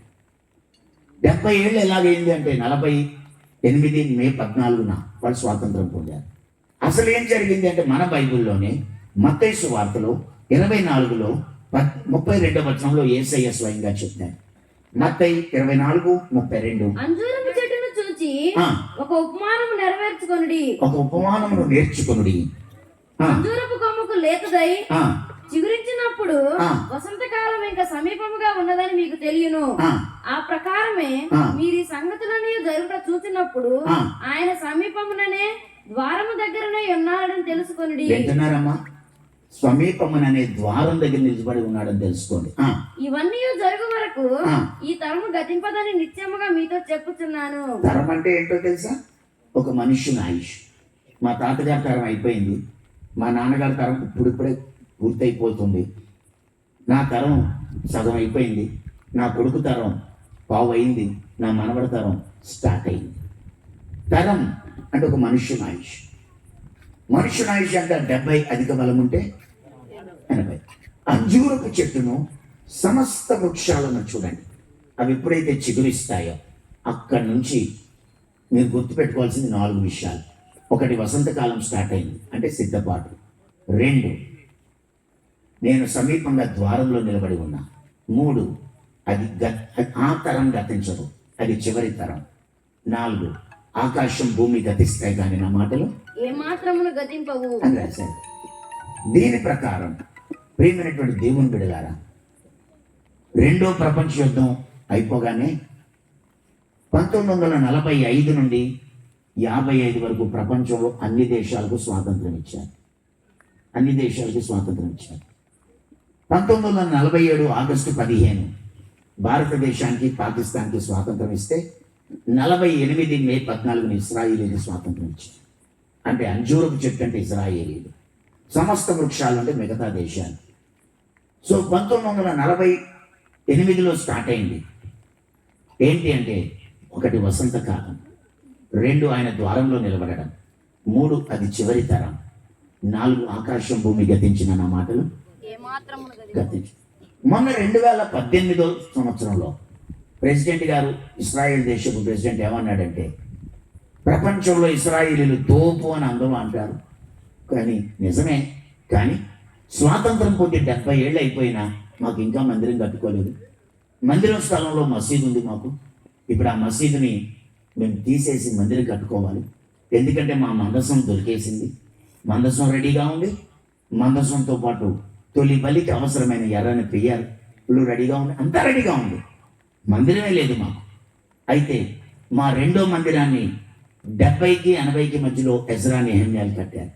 77 బబులోన్లో బానిసలుగా బతికి 70కి 80కి మధ్యలో వాళ్ళు 2వ మందిరాన్ని కట్టారు. ఇప్పుడు కూడా 2018కి మాకు 70 అయింది కాబట్టి మా ధర్మశాస్త్రం ప్రకారం నరుని ఆయుష్ 70, అధిక బలం ఉంటే 80. కాబట్టి 2028 లోపు మసీదు పీకి మందిరం కట్టేస్తాం అని చెప్పారు. హల్లెలూయా చెప్పండి, హల్లెలూయా. ఎప్పుడైతే మందిరాన్ని కట్టేస్తారో అంతేనండి, అబద్ధ క్రీస్తు వస్తాడని రాశాడు మన బైబిల్లో. ఈ అబద్ధ క్రీస్తు వచ్చి తానే దేవుడనని, నేనే యేసుక్రీస్తుని, నేనే వీరభోగ వసంతరాయుడిని, నేనే కల్కి భగవాన్, నేనే అల్ అహ్మదీ, ముస్లింలు ఎదురు చూస్తున్న ప్రవక్తని, నేనే ఇస్రాయేలీలు ఎదురు చూస్తున్న మెస్సయ్యని, నేనే క్రైస్తవులు ఎదురు చూస్తున్న యేసుక్రీస్తుని, నేనే బౌద్ధ మతస్థులు ఎదురు చూస్తున్న బుద్ధుడిని, నేనే ఏది దేవుడు అనబడునో, ఏది పూజింపబడునో దానికంతటికి పైగా వాడు తనను తాను హెచ్చించుకొని తానే దేవుడనని కనపరుచుకొని దేవుని ఆలయములో కూర్చుండును గనక ఏ విధము చేతనైనా ఎవ్వడు మిమ్మల్ని మోసం చేయకుండా చూసుకోండి అని మనం చదివాను. వస్తున్నాడు వాడు. అంటే 28లో కల్లా మసీదు పీకేసి మందిరం కడతారు. 29 కల్లా అబద్ధ క్రీస్తు వస్తారు. 29కి అబద్ధ క్రీస్తు వచ్చాడు అంటే ప్రియులారా, చివరికి ఏముంది బైబిల్ ప్రకారం అని అడిగితే వాడు 42 నెలలు పెత్తనం చేస్తాడు. ఎవరి నొసటి మీద దేవుడి ముద్ర ఉందో వాళ్ళందరి మీద చంపేస్తుంటాడు. ఎవడైతే నొసటి మీద దేవుడి ముద్ర మిస్ అయిపోతాడో వాడు 666 ముద్ర వేయించుకుంటాడు. ఎందుకంటే ప్రపంచంలో యుద్ధం ఎక్కువైపోయింది. 2018లో మేము ఇంక మసీదు పీకి మందిరం కడతామని చెప్పగానే ముస్లింలు అనుకున్నారు, అమ్మా నువ్వు మా మసీదు పీకేదాకా మేము ఆగుతామేంటి, ఈలోగానే నేను మ్యాప్లో లేకుండా చేసేస్తాం అని చెప్పి వాళ్ళందరూ ఏం చేశారంటే 2019 అంతా ఆయుధాలు రెడీ చేసుకున్నారు. ఆయుధాలు రెడీ చేసుకుని 2020లో యుద్ధం మొదలెడదామంటే కోవిడ్ వచ్చేసింది, ఆగిపోయారు. 2021లో కోవిడ్ తగ్గిపోయింది, కరోనా వెళ్ళిపోయింది. మళ్ళీ మనం యుద్ధానికి లెగుతాం. 2022లో లెగుస్తూ ఉంటే రష్యా యుద్ధానికి లేచింది ఉక్రెయిన్ మీద, మళ్ళీ ఆగిపోయారు. మళ్ళీ 23లో యుద్ధం స్టార్ట్ అయింది. ఇప్పటికీ జరుగుతూనే ఉంది ఆ యుద్ధం. ఆ యుద్ధం ఆగదు. ఎందుకంటే వాళ్ళు మసీదుని పీకి మందిరం కడతా అని చెప్పారు. కాబట్టి టైం అయిపోయింది. నీకు నాకు ఉన్నది 25, 26, 27 3 టైం అండి. ధైర్యంగా చెప్తున్నాను నేను, 3 టైం. 25, 26, 27 28 తర్వాత నుంచి నీ Aadhaar card digital Aadhaar card అయిపోతుంది. ఇప్పుడు ఒక పేపర్ ముక్క అది, కానీ 28లో డిజిటల్ ఆధార్. అంటే ప్రతి ఒక్కడు ఏటీఎంలో కార్డులో ఒక చిప్ ఉన్నట్టు, మొబైల్లో ఒక సిమ్ ఉన్నట్టు, లేకపోతే వైఫైకి ఒక చిప్ ఉన్నట్టు, ప్రతిదానికి డ్రైవింగ్ లైసెన్స్కి ఒక చిప్ ఉన్నట్టు, ప్రతిదానికి అనుసంధానం అయిపోయి ఉన్నట్టు తొందరలో నీ ఆధార్ కార్డు డిజిటల్ ఆధార్ అవుతుంది. సరిగ్గా అబద్ధ క్రీస్తు వచ్చేటానికి డిజిటల్ ఆధార్ కాస్త నానో ఆధార్ అవుతుంది. నానో ఆధార్ అంటే బియ్యం గింజంత ఉంటుంది అది. అప్పుడు అబద్ధ క్రీస్తు ఏమంటాడంటే ప్రపంచమంతా యుద్ధం, కరువు, భూకంపాలు, తెగుళ్ళు, ఎక్కడా తిండి లేదు. ఎందుకు లేదు అని అంటే వీళ్ళరా యుద్ధాల వల్ల. కాబట్టి ఎవడు నన్ను యేసుక్రీస్తుగా ఒప్పుకుంటారో వాడికే నేను తిండి పెడతాను. నా గవర్నమెంట్ని మీరు ఒప్పుకున్నట్టు మీరు ఆధార్ కార్డు అప్డేట్ చేసుకోండి అంటారు. ఆధార్ కార్డు అప్డేట్ చేసుకోవడం అంటే ఒంట్లోకి ఎక్కించుకోవాలి. నీకు ఇక్కడ నొసటి మీద QR కోడ్ ఉంటుంది, చేతిలోనేమో ఆధార్ కార్డు ఉంటుంది. ఇంకా నువ్వు నడుస్తూ ఉంటే నేను స్కాన్ చేస్తూ ఉంటాను. దేవుడి చిత్తం అయితే మళ్ళీ నెక్స్ట్ టైం నేను వచ్చినప్పుడు ఇంకా వివరంగా వీటన్నిటి గురించి చెప్తాను. ఇవన్నీ 2-3 గంటలు ప్రసంగాలు ఇవి. కాబట్టి నెక్స్ట్ టైం దేవుడి చిత్తాన్ని బట్టి నేను వచ్చినప్పుడు చెప్తాను. కానీ ఈ ఆధార్ కార్డు అప్డేట్ చేసుకున్న వాడికి తిండి పెడతాను అంటారు. నిజమైన క్రైస్తవులు ఏం చేస్తారంటే మా యేసయ్య మేఘాల మీద వస్తారు. హల్లెలూయా. నువ్వు మా యేసుక్రీస్తువే కాదు, నువ్వు చెప్పేస్తా. కాబట్టి యేసు ప్రభు మా కొరకు చనిపోయాడు, యేసు ప్రభు కొరకు మేము చచ్చిపోతాం. చావనన్నా వస్తారు కానీ 666 ముద్ర అంటే ఆధార్ కార్డు అప్డేట్ చేయించుకో, జాగ్రత్త, ఒంట్లోకి ఎక్కించుకోదు. ఇవన్నీ ప్రార్థన గ్రంథంలో రాస్తాం. సరే, ఏది ఏమైనప్పటికీ ప్రియులారా, ఈ రాత్రికాల సమయంలో ఎప్పుడైతే అబద్ధ క్రీస్తు వస్తాడో 29లో 40 అతడు 7 సంవత్సరాలకు సంతకం పెడతాడు ఇశ్రాయేలీయులతో. 7 సంవత్సరాలకు సంతకం పెట్టిన సరిగ్గా ఆ రోజు నుంచి 3.5 సంవత్సరాలకు రాకడ వస్తుందని బైబిల్లో రాస్తుంది. కాలం, కాలములు, అర్ధకాలం అంటాడు. అంటే 3.5 సంవత్సరాలు. కాలము, కాలములు, అర్ధకాలం. ప్రకటన 13వ అధ్యాయంలో 42 నెలలు అంటాడు. 5వ వచనంలో 42 నెలలు అంటే 3.5 సంవత్సరాలు. దానియేలు గ్రంథంలో కూడా ఏమంటాడు అంటే అతడు ఒక వారమునకు అనేకులతో నిబంధన చేయును, అర్ధవారమునకు బలిని నైవేద్యమును కొట్టువేనంటాడు. బలి నైవేద్యం మందిరంలో జరుగుతుంది. కాబట్టి మందిరం కట్టిన వెంటనే వాడు అర్ధవారం అని రాస్తుంది. పరిశుద్ధ స్థలములో ఏమైనది నిలుచుట మీరు చూచినప్పుడు చదువువాడు గ్రహించుగాక అంటాడు యేసయ్య. దాని అర్థం కూడా అదే. 1260 దినములు 2 ప్రవక్తలు ప్రవచిస్తారు అంటాడు. అంటే 3.5 సంవత్సరాలు. 1260 దినములు ఆ స్త్రీ అరణ్యమునకు పారిపోవును అంటాడు. అంటే 3.5 సంవత్సరాలు. దానియేలు గ్రంథంలో అదే రాస్తాడు, ప్రకటన గ్రంథంలో. సో ఏ రోజైతే అబద్ధ క్రీస్తు 7 సంవత్సరాలకి సంతకం పెడతాడో ఆ రోజు నుంచి 3.5 సంవత్సరాలకి రాకడ వస్తుంది. అంటే సుమారు 2032లో వస్తుంది. 32లో. ఇవన్నీ బైబిల్ ప్రకారమే నేను చెప్తున్నా.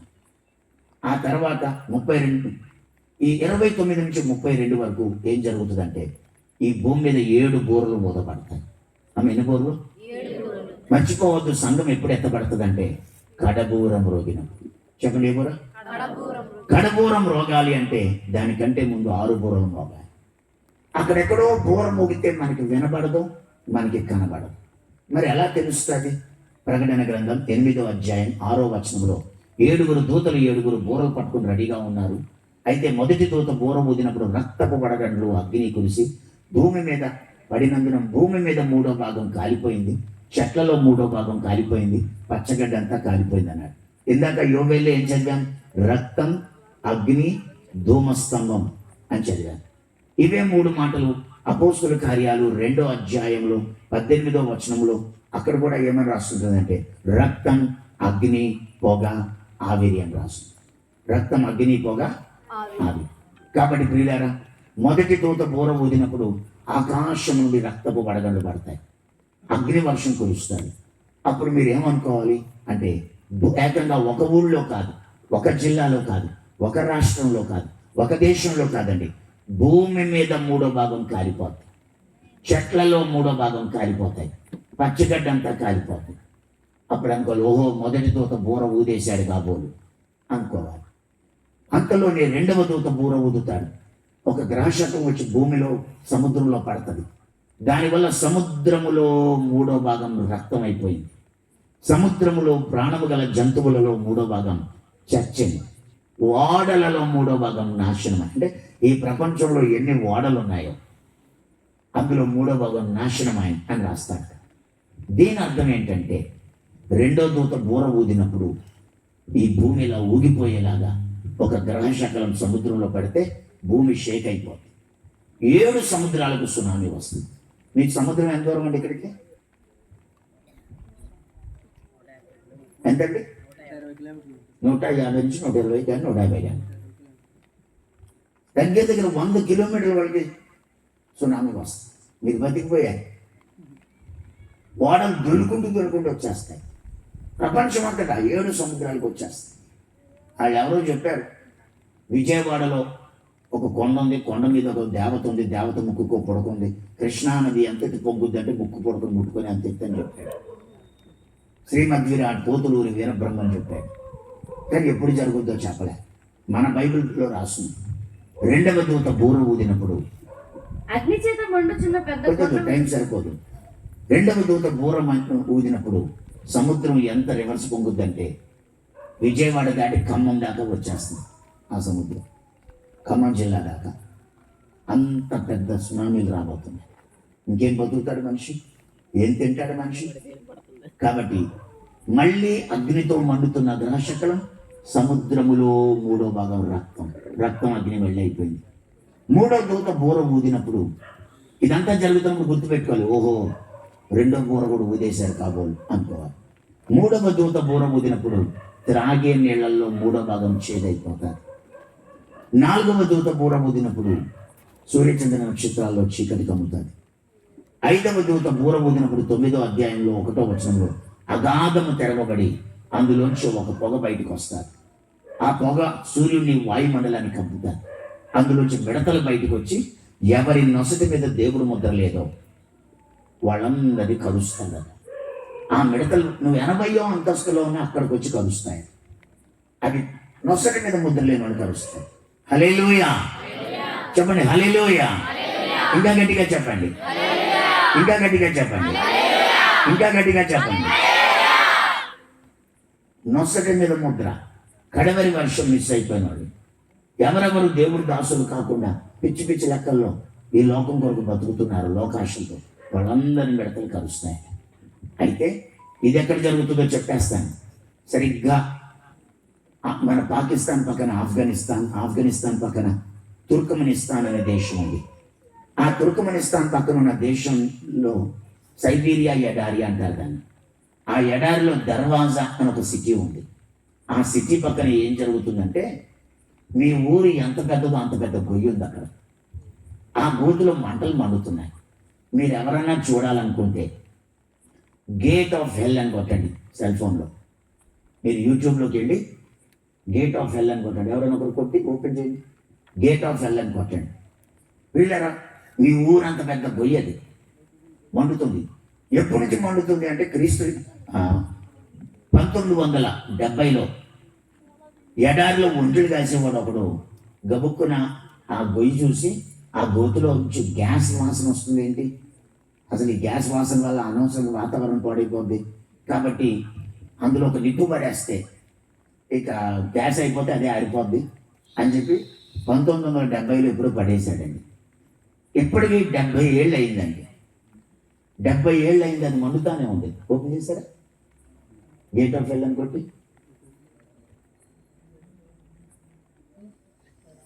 డెబ్బై సంవత్సరాలు అయింది, ఎప్పటికీ అది మండుతానే ఉందండి. ఎంత గ్యాస్ లేకపోతే Hottest place in the world, the gate to hell. It is an impressive spectacle generated by the action of man. It originated in 1971 during gas prospecting work by Soviet geologists who accidentally discovered an underground cave full of natural gas, which reaches up to 1,000 degrees Celsius. This is the hottest place in the world. So మీరు ఇంటికి వెళ్ళాక కొన్ని వందలు ఉంటాయి, open చేసి చూసుకోండి. తెలుగులో కూడా ఉంటాయి, ఇంటికి వెళ్ళాక చూసుకోండి. ఇప్పుడు ఎవరు తీయకండి. సరే, ఇది ఎంత గ్యాస్ లేకపోతే ఎంత ఇది ఉంటుంది అని చెప్పి పక్కన అమెరికా వాళ్ళు రష్యా వాళ్ళు కలిసి ఒక బోర్ వేశారు గ్యాస్ తీద్దామని. బోర్ వేస్తే లోపలికి ఏది పంపినా కాలిపోతుంది. కెమెరాలకి అసలు లోపల ఏముందో చూద్దాం, ఆ బోర్కి కెమెరాలు పెట్టారు, అవి కాలిపోతున్నాయి. లోపల ఏముందో అని సౌండ్లు వినడానికి వాళ్ళు రికార్డింగ్ పెట్టారు. 17 సెకండ్లు రికార్డ్ అయింది. ఆ 17 సెకండ్లు అంటే ఏడుపులు, కేకలు, పెడబొబ్బలు, అరుపులు అన్నమాట. అవన్నీ జాగ్రత్తగా సైంటిస్టులు అందరూ కూర్చుని విని, అయ్యో బాబోయ్, ఈ పైకి ఏదో మంటలు ఉన్నాయి కానీ దాని కింద పాతాళం ఉంది, ఈ అరుపులన్నీ అవే. బైబిల్ ప్రకారం కోరాహు, దాతాను, అభిరాము అనేటువంటి వాళ్ళు ప్రాణముతోనే పాతాళానికి వెళ్ళినప్పుడు భూమి నోరు తెరిచింది కదా. బైబిల్ ప్రకారం క్రిందనున్న పాతాళమును తప్పించుకొనవలెనని పరమునకు పోయే జీవ మార్గంలో బుద్ధిమంతుడు నడుచుకుంటాడని రాస్తుంది కదా. యేసు ఆయన చనిపోయినప్పుడు భూమి యొక్క క్రింది భాగంలోకి దిగనని రాస్తుంది కదా. వీటన్నిటి ప్రకారం కింద పాతాళం ఉంది, ఇది పాతాళానికి ద్వారం అని దానికి అప్పుడు గేట్ ఆఫ్ హెల్ అని పేరు పెట్టారు. ఆ పక్కనే ఉన్న సిటీకి దర్వాజా అని పేరు పెట్టారు. పిల్లరా, ఆ అరుపులు కేకలు 17 సెకండ్లు ఉంటాయి, మీరు వినొచ్చు. వినాలనుకుంటే ఇంటికి వెళ్ళాక సౌండ్స్ ఆఫ్ హెల్ అని కొట్టండి. ఇంటికి వెళ్ళాక సౌండ్స్ ఆఫ్ హెల్ అని కొట్టండి. ఆ ఏడుపులు కేకలు సైంటిస్టు మాట్లాడతాను. అయితే నేనేం చెప్తున్నానంటే, మన బైబిల్ ప్రకారం 5వ దూత బూర ఊదినప్పుడు అగాధంలో ఆ మంటలు ఆరిపోతాయి. ఆరిపోయి అందులోంచి ఒక పొగలు ఎగుస్తారు. ఆ పొగలోంచి దెయ్యాలు బయటకు వస్తాయి, మిడతల రూపంలో వస్తాయి. వచ్చి ఎవరి నొసటి మీద దేవుడు ముద్ర లేదో వాళ్ళని కొడతాయి. ప్రపంచం అంతా ఎగురుతాయి. అక్కడి నుంచి బయలుదేరి మొత్తం ప్రపంచం అంతా వెళ్తాయి మిడతలు. ఇది మన బైబిల్లో రాస్తుంది, జరుగుద్ది. ఒక్కసారి ఆ మిడత కరిస్తేనక 5 నెలలు బాధంట. తేలు కుట్టినట్టు ఉంటుందంట, అక్కడే రాస్తుంది మన బైబిల్లో. ఆ బాధ తట్టుకోలేక మనుషులు చచ్చిపోవడం అనుకుంటారట. సావు రాదంట. మరణం వారి యొక్క నుండి పారిపోవు. చావు వలనని ఆశపడదురు కానీ అది వారికి దొరకదని రాశారు అక్కడ బైబిల్లో. జాగ్రత్త, నీకు ఈ బాధలు ఎందుకు చెప్పు. ఇలా 5వ దూత బూర ఊదినప్పుడు రక్తం, అగ్ని, పొగ అన్నాడు. పొగ కూడా వచ్చేసింది. పొగ అయిపోగానే ఆవిరి అన్నాడు. 6వ దూత బూర ఊదితే 20 కోట్లు దెయ్యాలు భూమి మీదకి వస్తాయట. వాటి నోట్లోంచి అక్కడ 18వ వచనంలో ఏముంది, చదువు 9:18లో. ఈ ఈ 3 దెబ్బల చేత అనగా వీటి నోళ్ళలో నుండి బయలువెడుచున్న అగ్ని ధూమ గంధకముల చేత, అగ్ని ధూమ గంధకం చేత మనుషులలో 3వ భాగము చంపబడెను. వింటున్నారా? 6వ దూత బూర ఊదినప్పుడు 20 కోట్లు దెయ్యాలు భూమి మీదకి వస్తాయి. వచ్చి అగ్ని, ధూమ ధూమ అంటే పొగ, గంధకముల చేత గంధకం అంటే యాసిడ్. దీన్ని అక్కడ ఏమని చదివామో గుర్తుందా మీకు? రక్తం, అగ్ని, పొగ, ఆవిరి. ఆవిరి అంటే సల్ఫర్, యాసిడ్ పోయిగానే వచ్చేది ఆవిరి. పొగ కాదు, యాసిడ్ వేసినప్పుడు వస్తుంది కదా, దాని పొగ అనకూడదు, ఏమనాలి? ఆవిరి. సో దెయ్యాలు మనుషులందరి మీద అగ్ని, పొగ, యాసిడ్ కొక్కుతాయి, కాబట్టి మనుష్యులలో 3వ భాగాన్ని చంపేస్తాయి. ఇది 6వ దూత బూర ఊదినప్పుడు జరుగుతుంది. ఆ 6వ దూత బూర అయిపోగానే రక్తం, అగ్ని, పొగ, ఆవిరి అయిపోయింది. కాబట్టి 7వ దూత బూర ఊదగానే మన యేసయ్య ఆకాశ మధ్యంలోకి వస్తాడు. క్రీస్తునందుని మృతులైన వారు సమాధుల నుంచి లెగుస్తారు. సజీవులుగా ఉన్న వారి లోపల నుండి, ముద్ర పొందిన శుద్ధులలో నుండి, పరిశుద్ధులలో నుండి పరిశుద్ధాత్మను బయటకు వచ్చి వాళ్ళ చుట్టూ ఒక మేఘంలా మారుతాడు. మేఘాల మీద పరలోకానికి వెళ్ళిపోతున్నాం. గట్టిగా చప్పట్లు కొడుతుంది. స్తోత్రం, స్తోత్రం, స్తోత్రం చెప్పండి అలా. స్తోత్రం, స్తోత్రం, స్తోత్రం, స్తోత్రం, హల్లెలూయా. ఇది కడబూరం రోజునం. సో యోవేలు చెప్పినటువంటి ప్రవచనాలలో 3 రకాలుగా సిద్ధపడండి. ఎందుకంటే 5 ప్రవచనాలు యుగాంతమందు జరుగుతాయన్నాడు. ఒకటి పెంతెకోస్తు పండుగ రోజు జరిగిపోయింది. రేపు 28 లోపు కడవరి వర్షం అనేది పూర్తయిపోతుంది. 29లో అబద్ధ క్రీస్తు వస్తాడు, సంతకం పెడతాడు. ఆ తర్వాత నేను చెప్పినటువంటి లెక్కలన్నిటి ప్రకారం 32కి రాకడ, కడబోరం రోగుద్దు 32లో. ప్రతి 6 నెలలకు ఒక బోరు చొప్పున 3.5 సంవత్సరాల్లో బోరలు మోగుతాయి. అప్పుడు ఎవడు ఇంకా మారడు. ఆ రోజుల్లో చర్చిలు ఉండవు, పాస్టర్లు ఉండవు, ప్రార్థనలు ఉండవు, మందిరాలు ఉండవు. ఎవరి విశ్వాసం వాళ్ళు కాపాడుకోవాలి. మొన్న కరోనాకి భూమి అల్లకల్లోలం అయిపోయింది. రేపొద్దున ఇంకా అల్లకల్లోలం అయిపోద్ది. 27 తర్వాత మొత్తం మారిపోతుంది ప్రపంచం. ఇంకా ప్రార్థనలు ఎక్కడా ఉండవు. ఎవరింట్లో వాళ్ళు ప్రాణాలు గుప్పిట్లో పెట్టుకుని ఉంటారు. ఏది ఏమైనా ఈ 29 నుంచి 32 వరకు ప్రతి 6 నెలలకు ఒక బోరు చొప్పున అక్కడ మోగుద్ది. ఇక్కడ ఏం జరుగుద్ది అని బైబిల్లో రాశాడో అది జరుగుద్ది. కడబూరం రోగినప్పుడు సంఘం ఎత్తబడుతుంది. హల్లెలూయా. సంఘం ఎత్తబడగానే అక్కడ మనకి గొర్రెపిల్ల వివాహం జరుగుతుంది. విడవబడ్డ వాళ్ళకేమో ఉగ్రత పాత్రలు 7 ఉగ్రత పాత్రలు కుమ్మరించబడతాయి. సూర్యుడు చీకటిగా, చంద్రుడు రక్తంగా మారిపోతాడు. ఆ ఉగ్రత తీరిపోగానే, గొర్రెపిల్ల వివాహం అయిపోగానే యేసయ్య తన భార్యను తీసుకుని ఒలీవ కొండ మీదకి దిగుతాడు. అప్పుడు నేను రాత్రి చెప్పాను ఏమనంటే, నిన్న రాత్రి ఒక యుద్ధం జరుగుద్దని. ఏమని? హర్మగిద్దోను యుద్ధం అని.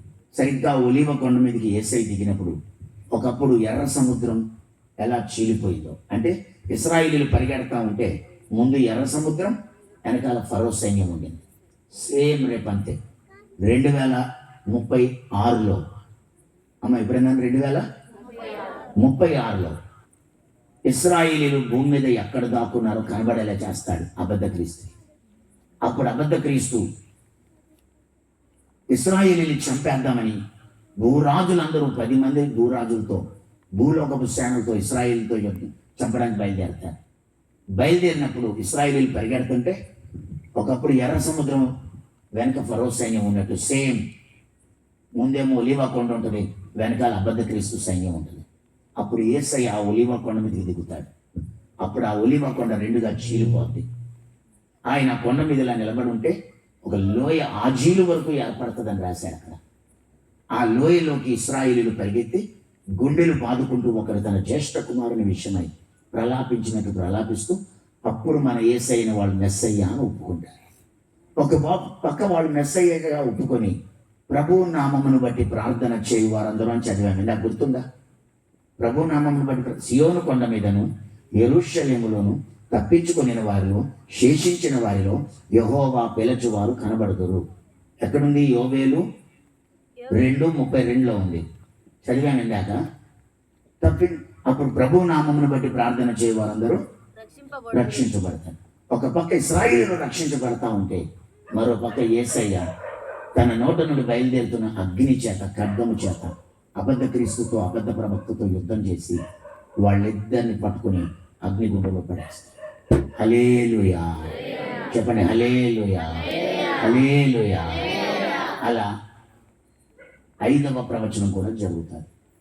సో ఇవన్నీ ఎలా ఉన్నా నేను ఇప్పుడు నా మాటలు ముగించేస్తూ మీకు ఫైనల్గా మాట చెప్తాను. ప్రియులారా, 2000 సంవత్సరంలో కంప్యూటర్ ప్రభంజనం స్టార్ట్ అవుతుందని ప్రకటన గ్రంథంలో ఉన్నటువంటి వాక్యాన్ని బట్టి దేవుడు నాతో చెప్పారు. ప్రకటన గ్రంథంలో 13వ అధ్యాయంలో అబద్ధ క్రీస్తు వచ్చినప్పుడు జ్ఞానం అనేది అభివృద్ధి పొందుతుంది, ప్రతిమ నిలబెట్టబడుతుంది. ప్రతిమ అంటే రోబో, మాట్లాడే మనిషి, పైకి మనిషి బొమ్మ, మనిషిలాగా ఉంటాడు, లోపలంతా బొమ్మ, కంప్యూటర్ బొమ్మ, దాన్ని రోబో అంటారు. ఈ రోబోలు ప్రపంచాన్ని ఏల్తాయని, ఆర్టిఫిషియల్ ఇంటెలిజెన్స్ ఈ భూమిని ఏల్తదని దానియేలు గ్రంథంలో రాస్తుంది. దానియేలు గ్రంథంలో మట్టి ఇనుము ఒకదానికొకటి పొసగక ఉండును అంటాడు. ఇనుము అంటే ఆర్టిఫిషియల్ ఇంటెలిజెన్స్, మట్టి అంటే మనిషి, రక్త మాంసాలు కలిగిన వాడు. ఈ రెండింటికి పొత్తు కుదరదు, ఈ రెండు కలిసి ఉంటాయి అంటాడు దానియేలు గ్రంథంలో. ఆ విగ్రహంలో కింద 10 వేళ్ళు కలిగిన పాదాలు ఉంటాయి, అవి ఇనుము మట్టి మిళితమై ఉంటాయి. సో ఆర్టిఫిషియల్ ఇంటెలిజెన్స్ ఇనుము గురించి, మట్టి అంటే మనుషుల గురించి, ప్రకటన గ్రంథంలో మాట్లాడే ప్రతిమ గురించి, 666 ముద్ర గురించి ఇవన్నీ చూసి ఈ భూమి మీదకి కంప్యూటర్ ప్రపంచం వస్తుంది, కంప్యూటర్ ఉద్యమం స్టార్ట్ అవుద్ది అంటూ 95లో ప్రవచించాను నేను.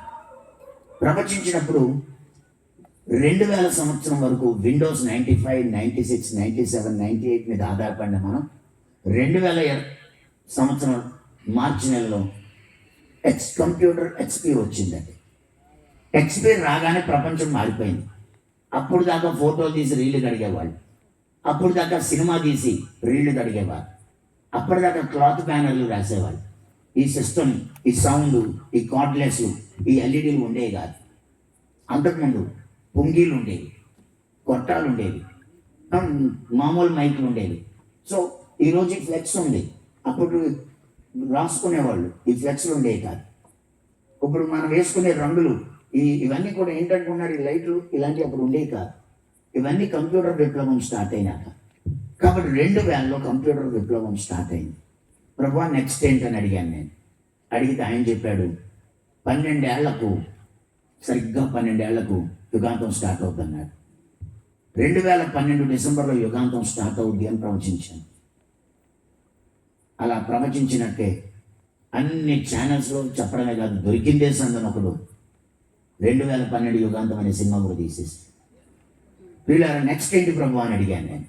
7 ఏళ్లకు యుగాంతం స్టార్ట్ అయిన సరిగ్గా 7 ఏళ్ళు పూర్తవగానే ఈ భూమిని ఊపు ఊపుతానన్నాడు. అంటే లెక్కెట్టుకున్నాను, 13, 14, 15, 16, 17, 18, 19, 2019 డిసెంబర్ అని ఎదురు చూస్తూ ప్రవచించాను నేను. సరిగ్గా 2019 డిసెంబర్కి COVID-19 వచ్చింది. ఏమొచ్చింది? నెక్స్ట్ ఏంటి ప్రభు అన్నాను. 2020 మ్యాచ్ లాగా ఉంటుంది సంవత్సరం చెప్పమన్నాడు.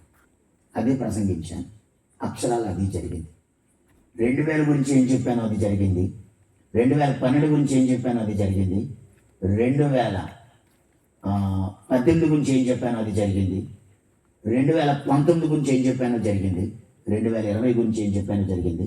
మళ్ళీ 2024కి యుగాంతం పూర్తయిపోయి 12 ఏళ్ళు పూర్తవుద్ది, కాబట్టి కడవరి వర్షం స్టార్ట్ అవుద్ది అని చెప్పాను. మొన్నే పూర్తయింది. ఇప్పుడు మనం నెక్స్ట్ లెవెల్కి వచ్చేసాం. ఇప్పుడు మళ్ళీ 28లో ఏం జరుగుతుందో చెప్తున్నా, 29లో ఏం జరుగుతుందో చెప్తున్నా, 32లో చెప్తున్నా, 36 చెప్తున్నా. అయినా మీకు ఇంకొక విషయం చెప్పాలి. బైబిల్లో బిబ్లికల్ న్యూమరాలజీ అని ఒకటి ఉంటుంది. ఆ న్యూమరాలజీ ప్రకారం అంటే సంఖ్యాశాస్త్రం, బైబిల్ సంఖ్యాశాస్త్రం 1, 3, 7 ఇది దేవుడి సంఖ్య. 1, 3, 7 6 అనేది ప్రియులారా మనుషుని సంఖ్య. ఈ 6 12 అయ్యిందనుకోండి, 2 6 12 అయిందనుకోండి, అది విస్తరణ సంఖ్య. కాబట్టి యాకోబుకి 12 మంది కొడుకులు ఇచ్చి ఆకాశ నక్షత్రాలాగా ఇశ్రాయేలుని మార్చాడు. కొత్త నిబంధనను 12 మంది శిష్యుని ఎన్నుకుని సముద్రపు ఇసుక వలె క్రైస్తవుల్ని తయారు చేసుకున్నాడు. 12 ఈ 12 కాస్త 24 అయ్యింది అనుకోండి. 12 24 అవుతే గాడ్స్ గవర్నమెంట్, దేవుడు ప్రభుత్వం. బైబిల్లో పాత నిబంధనలో దావీదు కాలం, సొలొమోను కాలంలో మందిరం కట్టేసి యాజకులను 24 తరగతులుగా విభజించి ఆయన 24 తరగతులతో మందిరం యొక్క పనిని స్థిరపరిచాడు. కొత్త నిబంధనలో 24 పెద్దలు మనకి ఉంటారు. ప్రకటనలో వాళ్ళతోటి యుగాంతాన్ని స్థిరపరిచారు. ఇక 24 కాస్త మళ్ళీ 36 అయింది అనుకోండి. బైబిల్లో ఎక్కడ 36 వస్తే అక్కడ యుద్ధం, తిరుగుబాటు, ముగింపు, అంతే. బైబిల్లో 36 వచ్చిందా, యుద్ధం, తిరుగుబాటు, ముగింపు. చూసుకోండి మీరు ఇటుకెళ్ళి. ఈ న్యూమరాలజీ ప్రకారం కూడా 2036 కల్లా, అండ్ 2036 కల్లా యుద్ధం, ముగింపు, తిరుగుబాటు, క్లోజ్. మీ ఇష్టం. చెప్పడం చెప్పేసి అని వెళ్ళిపోతున్నాను. మన కోసం దేవుడు ఇప్పుడు దాకా వర్షం ఆపాడు. మన ప్రార్థన విని మొత్తం అంతటా పడుతుంది. మీరు ఫోన్ చేసి కనుక్కోండి పక్క ఊడికి, అంతటా పడుతుంది. మన కోసమే ఆపాడు. ఈ వాక్యం వినమని విన్నారు. ఇది ముగించేస్తాను, వెళ్ళిపోతాను. నీ ఇష్టం. నువ్వెంత ప్రార్థన చేస్తావో, ఎంత ఉపవాసం చేస్తావో, నువ్వెంత పరిశుద్ధాత్మ పొందుతావో. 3 సీక్రెట్లు. నీలో ఉపవాసం శక్తి పెంచుకో, ప్రార్థనా శక్తి పెంచుకో, పరిశుద్ధాత్మ శక్తి పెంచుకో. చెయ్యి. రేపటి నుంచి మొదలెట్టు. ఈ రాత్రి ఒక తీర్మానం చేసుకో. ఉపవాసం మొదలుపెట్టు.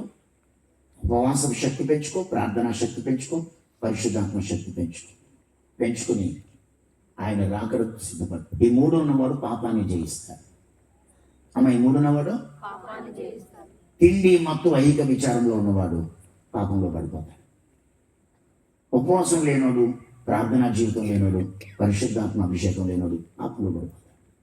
నీ ఇష్టం. అయితే రాకడ ఎప్పుడు, ఏంటి, ఎలా? రాబోయే 12 ఏళ్ళు, చివరి 12 ఏళ్ళు అన్నమాట. 2000 నుంచి 2012 మొదటి 12 ఏళ్ళు, 2012 నుంచి 2024 రెండో 12 ఏళ్ళు, 2025 నుండి 36 వరకు చివరి 12 ఏళ్ళు. ఇప్పుడు చివరి 12లోకి వచ్చాం. దీన్ని లాస్ట్ ఫేజ్ అంటారు, చివరి దశ అంటారు. దాని గురించి ఎన్నో ప్రవచనాలు ఉన్నాయి. కాబట్టి ఇంక నువ్వు ఆశ పెట్టుకో. ఇంకా 11 ఏళ్ళు ఉంది అంతే మనకి. 11లో రాకడికి 7 ఏళ్ళు ఉంది. రాకడ కంటే ముందు అబద్ధ క్రీస్తు రావడానికి 4 ఏళ్ళు ఉంది. ఈ అబద్ధ క్రీస్తు రాకముందే నువ్వు నొసటి మీద ముద్ర పొందాలి అంటే 3 ఏళ్ళు మిగిలింది. ఈ 25, 26, 27 నీ ఇష్టం. ఇంకా మారు మనసు పొందలేదా, పొందు. బాప్తిజం పొందలేదా, పొందు. ఒకవేళ మీలో ఎవరైనా ఈ మాటలని విన్నాక ఈ రాత్రి నేను బాప్తిజం తీసుకుంటాను అంటే, నాకు ఇంకా అరగంట టైం ఉంది కాబట్టి ఇచ్చేసేద్దా, బాప్తిజం ఇచ్చేసేద్దా. తీసుకోకపోతే తీసేసుకో. ఈ రాత్రి ఎంత లేదని ఒక 25 మంది అన్నా, 27 మంది అన్నా తీసుకోవాలి. మొత్తం మీ మీటింగ్ల పేరు చెప్పి 70 మందికి బాప్తిజమాలు పొందాలి. నిన్న 43 తీసుకున్నారు. మిగిలిన వాళ్ళు మీ హృదయాలు కఠినపరచుకుంటున్నారు. ఇంకా పొందిన వాళ్ళు ఎంతమంది ఉన్నారు చేయొద్దండి. నేను ఇంకా తీసుకోలేదు అన్నవాడు ఒకసారి నిలబడండి. నేను ఇంకా బాప్తిజం తీసుకోలేదు అన్నవాడు నిలబడండి. త్వరగా ముగించేస్తాను. నేను తీసుకోలేదు అన్నవాళ్ళు, నేను ఇంకా తీసుకోలేదు అన్నవాళ్ళు నిలబడండి. తీసుకున్న వాళ్ళు కాదమ్మా, తీసుకొని వారు. అమ్మా, బైబిల్ చదివినమ్మా, నువ్వు తీసుకోలేదా? ఇప్పటిదాకా బైబిల్ చదివా? దేవుడు ఎక్కువ అడుగుతాడు నిన్నే. ఎందుకంటే ప్రకటన గ్రంథంలో నువ్వు స్వయంగా చదివావు కదా అందరి కోసం అని నిన్నే అడుగుతాడు. సో ఇప్పుడు నిలబడిన మీతో చెప్తున్నా నేను. అమ్మా, నిలబడిన మీతో చెప్తున్నా నేను. ఎవరి కోసం బతుకుతున్నా? ఏం సాధిద్దామని, ఏం పోగేద్దామని? ఏసై నేను ప్రేమిస్తున్నాడయ్యా. అమ్మా, ఏసై నేను ప్రేమిస్తున్నాడమ్మా. ఆయన ఎందుకలా తోసేస్తాం? కాలదొల్లుకుని ఏం సాధిస్తా? రాత్రి ఒక మాట అన్నాను, భూమి ఆకాశములు ఆయన సముఖము నుండి మారిపోయింది, వాటికి నిలువ చోటు కనబడలేదు. భూమి ఆకాశాలే దిక్కు లేకుండా పోతాయి, నువ్వెక్కడికి పారిపోతావు? నేను ఇంకోటి చెప్తున్నా, రేపు నీది కాదు. ఎందుకంటే ఏ యుద్ధం ఏం పరిస్థితి మారుస్తుందో, ఏ భూకంపం ఏ పరిస్థితి మారుస్తుందో. ఈ 2025 అంటే భూకంపాల సంవత్సరం. పోయిన సంవత్సరం అంతా వరదలు, ఈ సంవత్సరం అంతా భూకంపాలు. నువ్వు నిలబడ్డ చోట భూమి విడిపోదు. ఏం జరిగిందో అర్థమయ్యే లోపే నువ్వు భూమిలో కలిసిపోతావు, నీ ప్రాణాలు గాలిలో కలిసిపోతాయి. నువ్వెవరితోనూ ఆడుకో, దేవుడితో ఆట ఆడుకో. పాపంతో చెలగాటం చెయ్యి, వదిలే పాపాన్ని వదిలేసి ఈ రాత్రి యేసు ప్రభుని నమ్ముకో. నీకు భయం వేయట్లేదో వేస్తుందో నాకు తెలియదు, కానీ జరగబోయేది చెప్పా. ఈ 3 ఏళ్లలో నువ్వు ఎప్పుడు పుడతావు, ఎప్పుడు ఎదుగుతావు, ఎప్పుడు ఫలిస్తావు. మంచి ఫలము ఫలింపని ప్రతి చెట్టు నరకబడి అగ్నిలో వేసేస్తాను. మారు మనసు పొందడం ఒక ఎత్తు అయితే, మారు మనసునకు తగిన ఫలం ఫలించడం ఒకే. నిన్నంతా మారు మనసు పొందండి అని ప్రసంగించా. ఈరోజు మారు మనసునకు తగిన ఫలం కోసం ఉపవాసం ఉండి కన్నీటి ప్రార్థనతో పరిశుద్ధాత్మ శక్తితో ఉండండి అని మిగతా వాళ్ళకి చెప్పాను. సో నిలబడ్డం మీరైతే ఈవేళ ప్రసంగం తర్వాత ముందు మీరు నిన్నటి ప్రసంగానికే లోబడాలి. మీరు ఇంకా మారు మనసే పొందలేదు, ఇంకా బాప్తిస్మే పొందలేదు. ఎప్పుడు పుడతావు? యేసయ్యలో పుట్టాలి, ఎదగాలి, ఫలించాలి. 3 ఏళ్ల టైము నీకు నాకు మిగిలింది. అందరూ లేచి నిలబడదాం, ప్రార్థన చేసుకుని ముగించుకుందాం. అందరూ లేచి నిలబడదాం, ప్రార్థన చేసుకుని ముగించుకుందాం. చేతులు ఎలా పైకెత్తుదాం, కళ్ళు మూసుకుందాం. నిన్న చేసినంతసేపు ఎక్కువసేపు చేయని ప్రేయర్, కొద్ది నిమిషాలు ప్రేయర్ చేస్తాను కాబట్టి అందరూ నిలబడి చేతులు పైకెత్తి